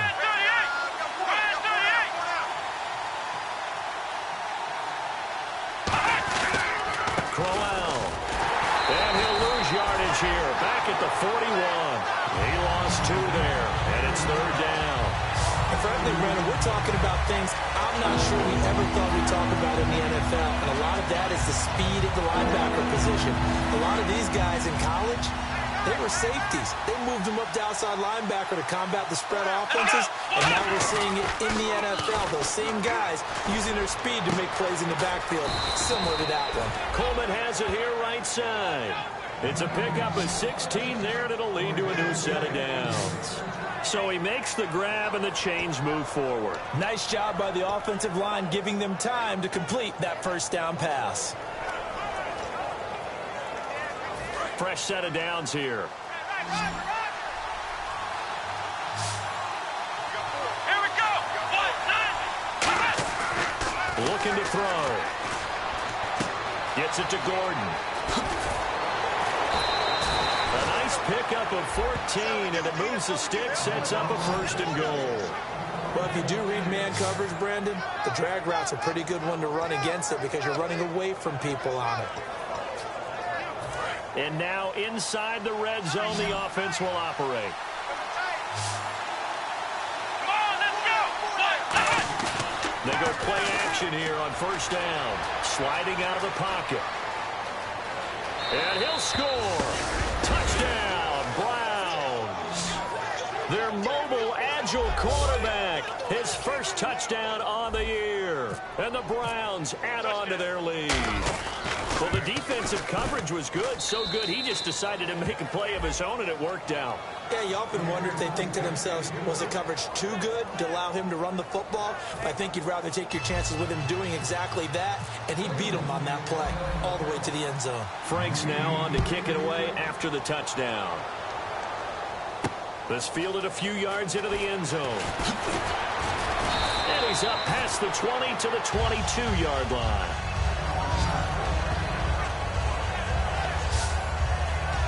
The Ravens offense getting ready now for their first possession of the second half. They're down in this game. A chance for the offense, though, to put something on the board, get some momentum here in half 2. try and get things kick-started for them. And you know at the half, they discussed how they were going to get that done. This is where scripting comes into play a lot of the time. How many plays do you script coming out of the second? Most of the time. Nowhere to escape, and he goes down. Jamie Collins coming in from that outside linebacker spot to bury him for a loss of 7. And we say it all the time, have to be able to get rid of the ball sooner than that. You have to help your offensive line out. They're going to protect you as best they can. And if you're getting 3 to 5 seconds to throw the ball, they're doing a really nice job. But when you hold it and give up a sack, you're really almost discrediting their work.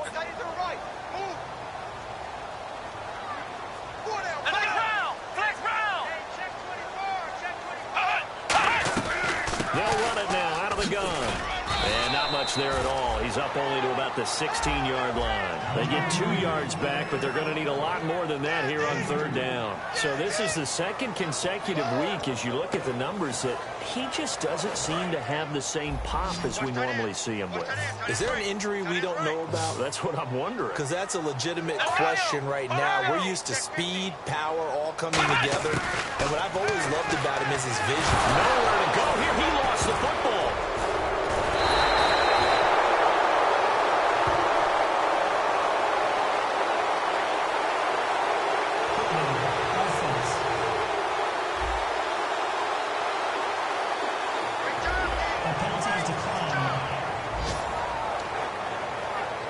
Here's Sam Cook now as the drive goes backwards, so he's on to punt it away.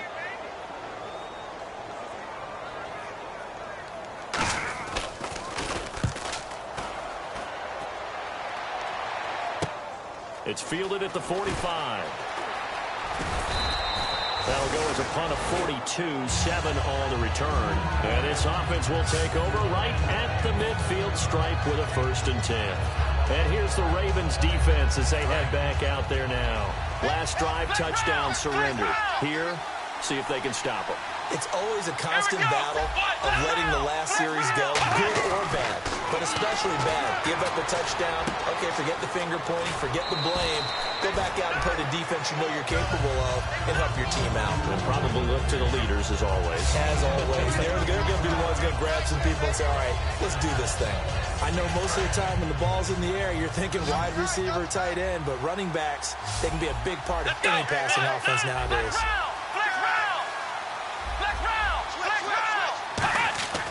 They'll set up to throw.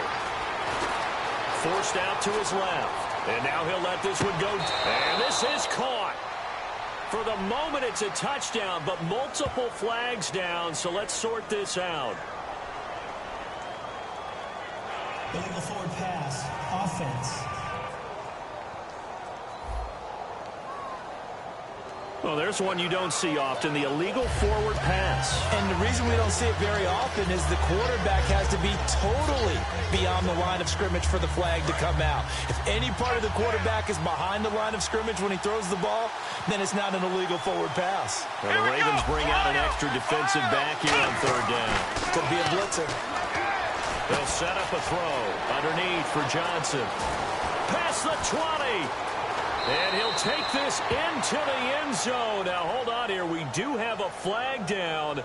So let's see what this is about. Holding. Defense.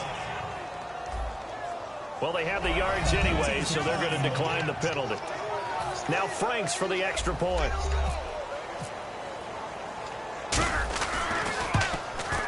And the lead is up to 18 now.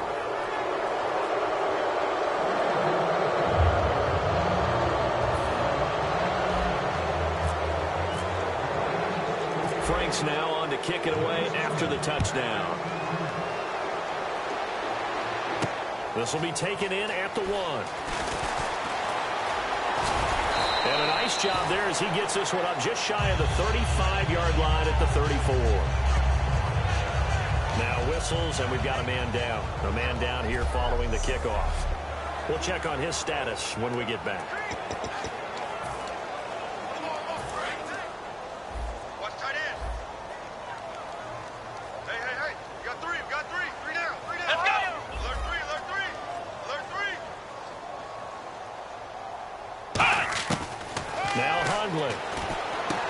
It's grabbed by Crockett Gilmore.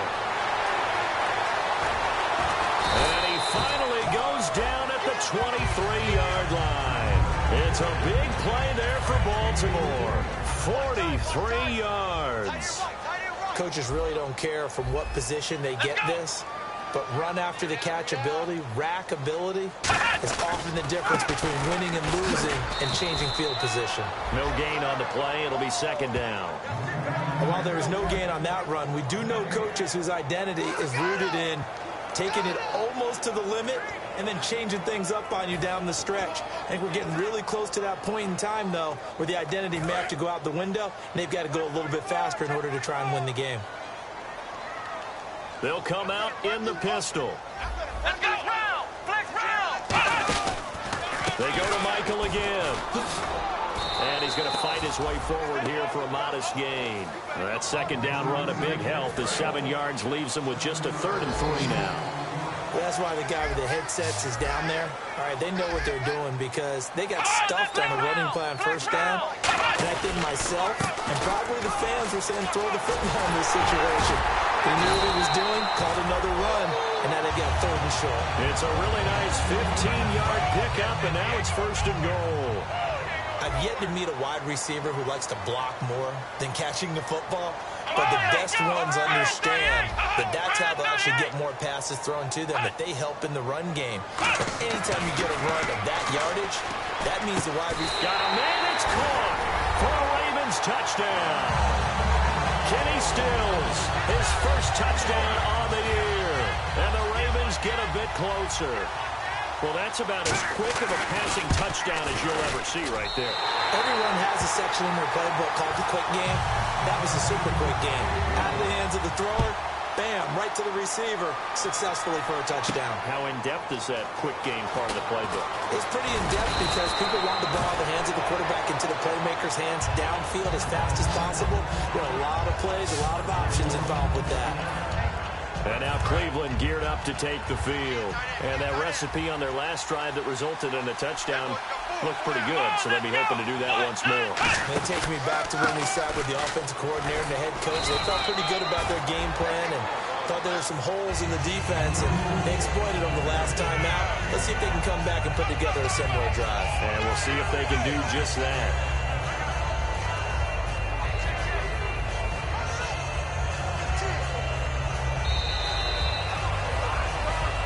Now in Baltimore.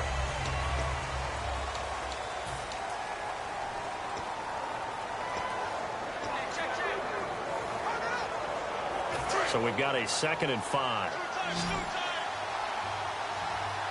Again, we'll see the pistol here.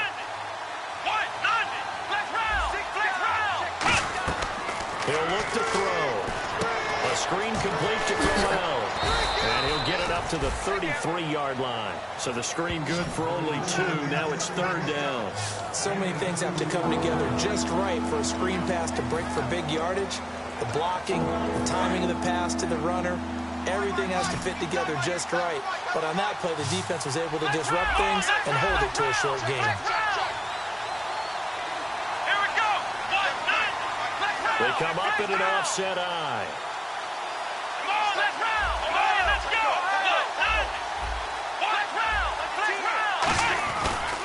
The pitch to Crowell. And some space here. A big gain there on 3rd and long. 30 yards. So after that big play, let's see if they can catch their defense maybe on their heels. I know it's all smiles on the offensive side of the ball right now, but you and I both know the entire mindset was just pick up the first down. And intercepted. Maybe the turning point they need. A big seam, and he might go all the way. Picked off by... And he will bring this back. It's a pick 6 and a Raven touchdown. So a dangerous pass over the middle into zone coverage, and it bit him hard. And what's really difficult when you throw it in that direction and versus that zone, that means the linebackers have gotten to their spot, gotten their heads back around, and they can see the quarterback and everything in front of them. And they took big advantage of it when the other... And now the pressure gets there, and he goes down. So he couldn't get rid of the football, and that deficit stays right where it is. I know they didn't tack on the 2 points, but I liked their attempt. After the interception return for a touchdown, I was thinking to myself, forget kicking it, go for 2, and they did. Well, yeah, and everybody's scrambling. Maybe you catch the defense on their heels. They weren't ready to be out there. Yeah, it's almost like a sudden change, right? There's a turnover, you take it away, they stuck it in the end zone, keep the momentum going. Give credit to the defensive guys for rallying and stopping that 2-point attempt.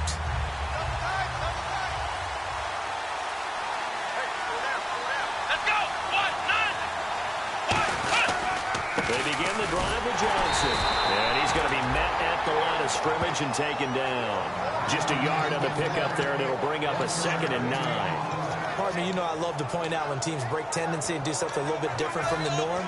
But when you run the ball in the first play of the drive, that's not a tendency breaker at all. That's just trying to establish yourself as you move forward.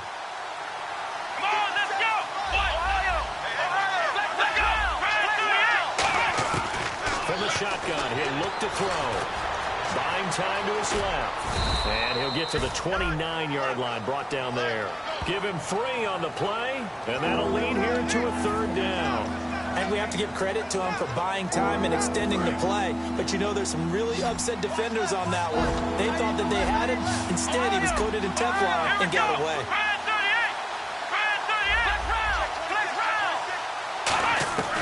On 3rd down, he'll drop to throw. And he takes a shot on the release as this will be incomplete. Putting pressure on the guy throwing the football is always good. But when you can couple that with contact on him that leads to an incompletion, as we just saw there, that's winning football.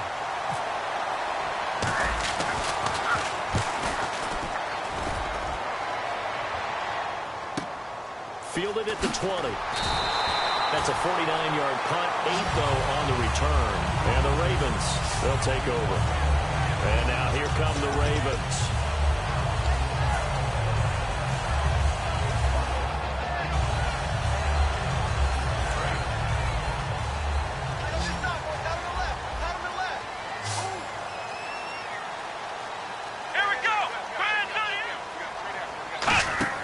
Throwing, Hundley. Incomplete. Christian Michael was the intended receiver. That'll bring up 2nd down.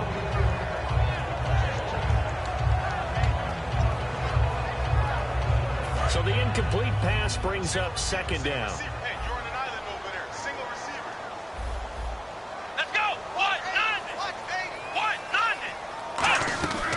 Now they'll throw here out of the gun. Wide open receiver complete. And they get him down, but not before he takes it across the 40-yard line. So there on that play, offensively, they were in the crossing route. Defense was in zone coverage. So as a former DB, how tough is it to defend that? It's really difficult because your natural inclination is to chase the receiver and maybe leave your zone.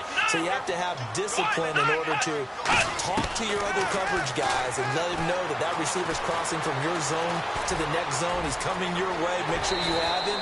And then when the ball is actually thrown, secure the tackle. And then moving on crossing routes, if you miss a tackle, it usually results in a big play.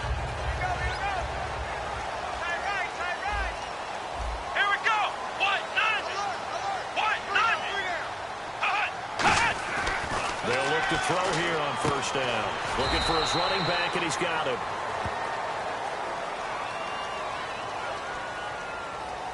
Holding, offense.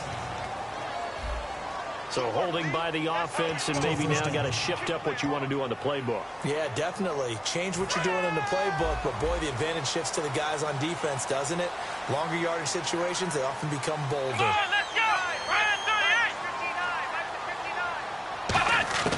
Now a shotgun snap as they'll look to throw. And Stills over the middle. And he'll be brought down, it looks like right at the 40. It'll be a gain of 11, and it's a 2nd down. One of the feature points of the end route is being able to make a nice throw to the middle part of the field. And for a quarterback, that's one of the better throws and better looks that he'll get. But he has to be careful not to wait too long and let his receiver wander into some tough territory. If he's late with the ball, he can get his receiver hit and hit hard. Now Hundley, right side catch, Gilmore. That catch good for only a yard, and it'll be 3rd down. I'm wondering if the same thing went through your mind as mine. When I see a big man like that make a catch, all I keep thinking to myself is, Big man with football. Look out, everyone. He may not juke you a whole lot, right? He may not run past you because of his size. You're talking about a guy weighing in the 270 range. But, boy, once he gets his mitts on the ball, he's going to be tough to bring down. Let's face it, perfection is something we all chase, whether it's playing this game or whatever we do. Hard to attain, but that's what they were searching for as that pass goes incomplete.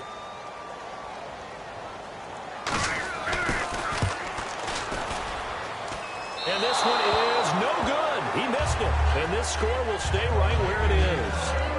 Well, this winds up an empty possession. Everything looked okay. He just never got the ball on target. And knowing him, he'll be disappointed with that effort. And now the Browns offense trots back onto the field. And a tight game after punting last time. See if they can get something going on this drive. As they head to the field now, with the game this close, you got to feel there's a sense of urgency for them going on offense right now. But they have to do it without letting panic creep in and affect their play.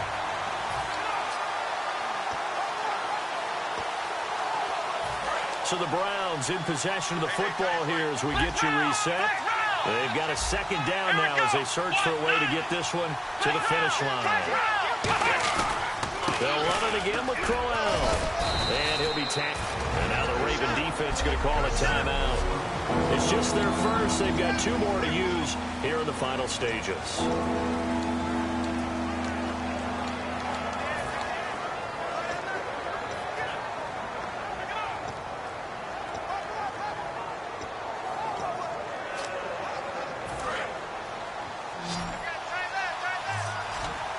It's a 5-receiver set. 3 to the left, 2 to the right. From the midfield stripe, they'll look to throw. And he dropped it. Now it was tipped. Altered the ball a little bit, but he dropped it. And now 4th down. Really nice play by the guys on the defensive side of the ball, but for the guys on the offensive line, they're doing a nice job of trying to protect their passer. But when a guy hops in the air and goes airborne to try and knock one away, it's difficult because you can't reach out and grab it, and that'll be a holding penalty. So all you're trying to do is make some type of a play on him, make some type of contact to try and get his arms out in the sky. And he'll get this down only to about the 46. The Browns unable to move the chains on 4th down. And the Ravens are going to get the football back. And defensively, they were ready for that, a full-on blitz on 4th down, and they stop them short of the marker. Oh, and someone's got to feel really good about that, and that's the defensive coordinator. He dialed up a great run blitz defense, and they hit it just right. Stack that thing up. They're going to feel awesome going to the bench after that big play.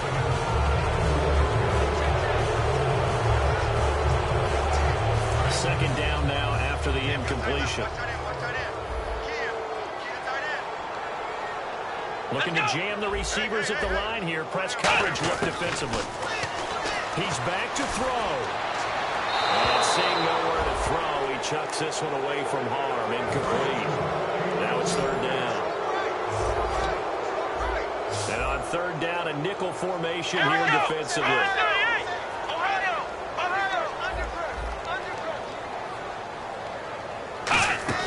They'll look to throw. He's got time. And, a crusher there as it's intercepted. A great read, and it's picked off. And they take possession of the football and have it at the 36-yard line.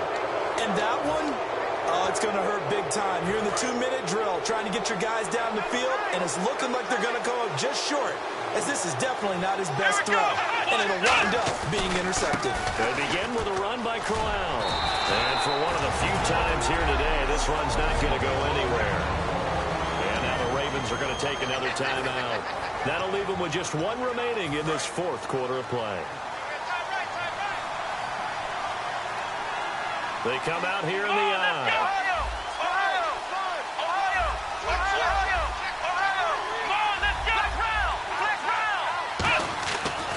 Looks like he'll throw here. He's going to loft one deep left side here. It's caught inside the 25. Now hang on here. Timeout called by the defense. It'll be their 3rd and final timeout, so as they talk things over, we'll step aside. Here we go. The first down carry here for Johnson. And running room scarce here. He's going to be stopped in his tracks at the line of scrimmage. No gain on the play there. It'll be second down. So nothing there, but maybe you blame that on the blocking. Yeah, at some point you've got to win at the point of attack. And on that play, that was all the defense. They made it happen. They keep it on the ground. This time it's Crowell. And able to push his way forward here for a good little gain. Give him 5 on the carry there, and it'll set up a third down. And there's a run to be happy with. Good, solid yardage. He'll take that any time you hand the ball to him back. Red zone opportunity. They come up in an offset eye.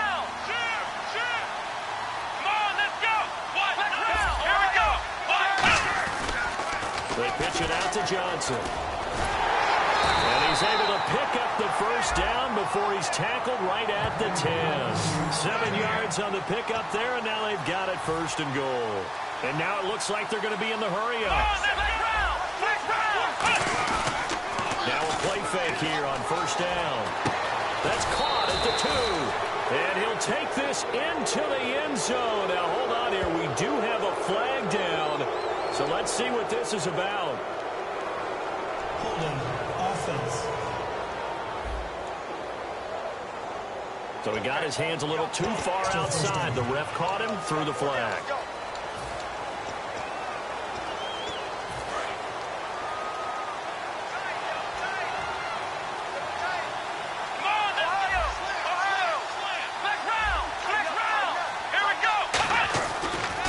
Switch it up here and look to throw. Oh, and this ball's tipped and intercepted. A great read, and it's picked off. And they get the football, but not much on the return here as he stopped at the 7-yard line. Partner, why were they even putting the ball in the air in that situation? I know they have confidence a lot of the time in their team, and, hey, we can call anything. But in this spot, with that lead and that amount of time on the clock, not much. You've got to take care of it. I would have figured they'd run the football there. Now their defense has to stand tall. He's going to let it fly. And it's incomplete. So their final drive comes up empty. And with that, the ball game is over. Well, going into the final play of this game, they knew that they needed some type of a miracle there at the very end, but they couldn't get it done. However, we were treated to really a spectacular affair. Even though they didn't finish it off, you're exactly right. They took us down to the last play. We're still, you're wondering, could it happen? Possibly, even though we both knew it was a long shot. So for Cleveland, their good start continues as they get their record up to 4-2. And they will head home next week to take on the Pittsburgh Steelers. Meanwhile, for the Ravens, the loss here will move them back to 500 at 3-3. And they'll be on the road next week for a matchup with the Carolina Panthers. So that's a wrap. For Charles Davis, I'm Brandon Gunn. And this has been a presentation of the NFL on EA Sports. For more, check us out at easports.com. From Baltimore, so long, everybody.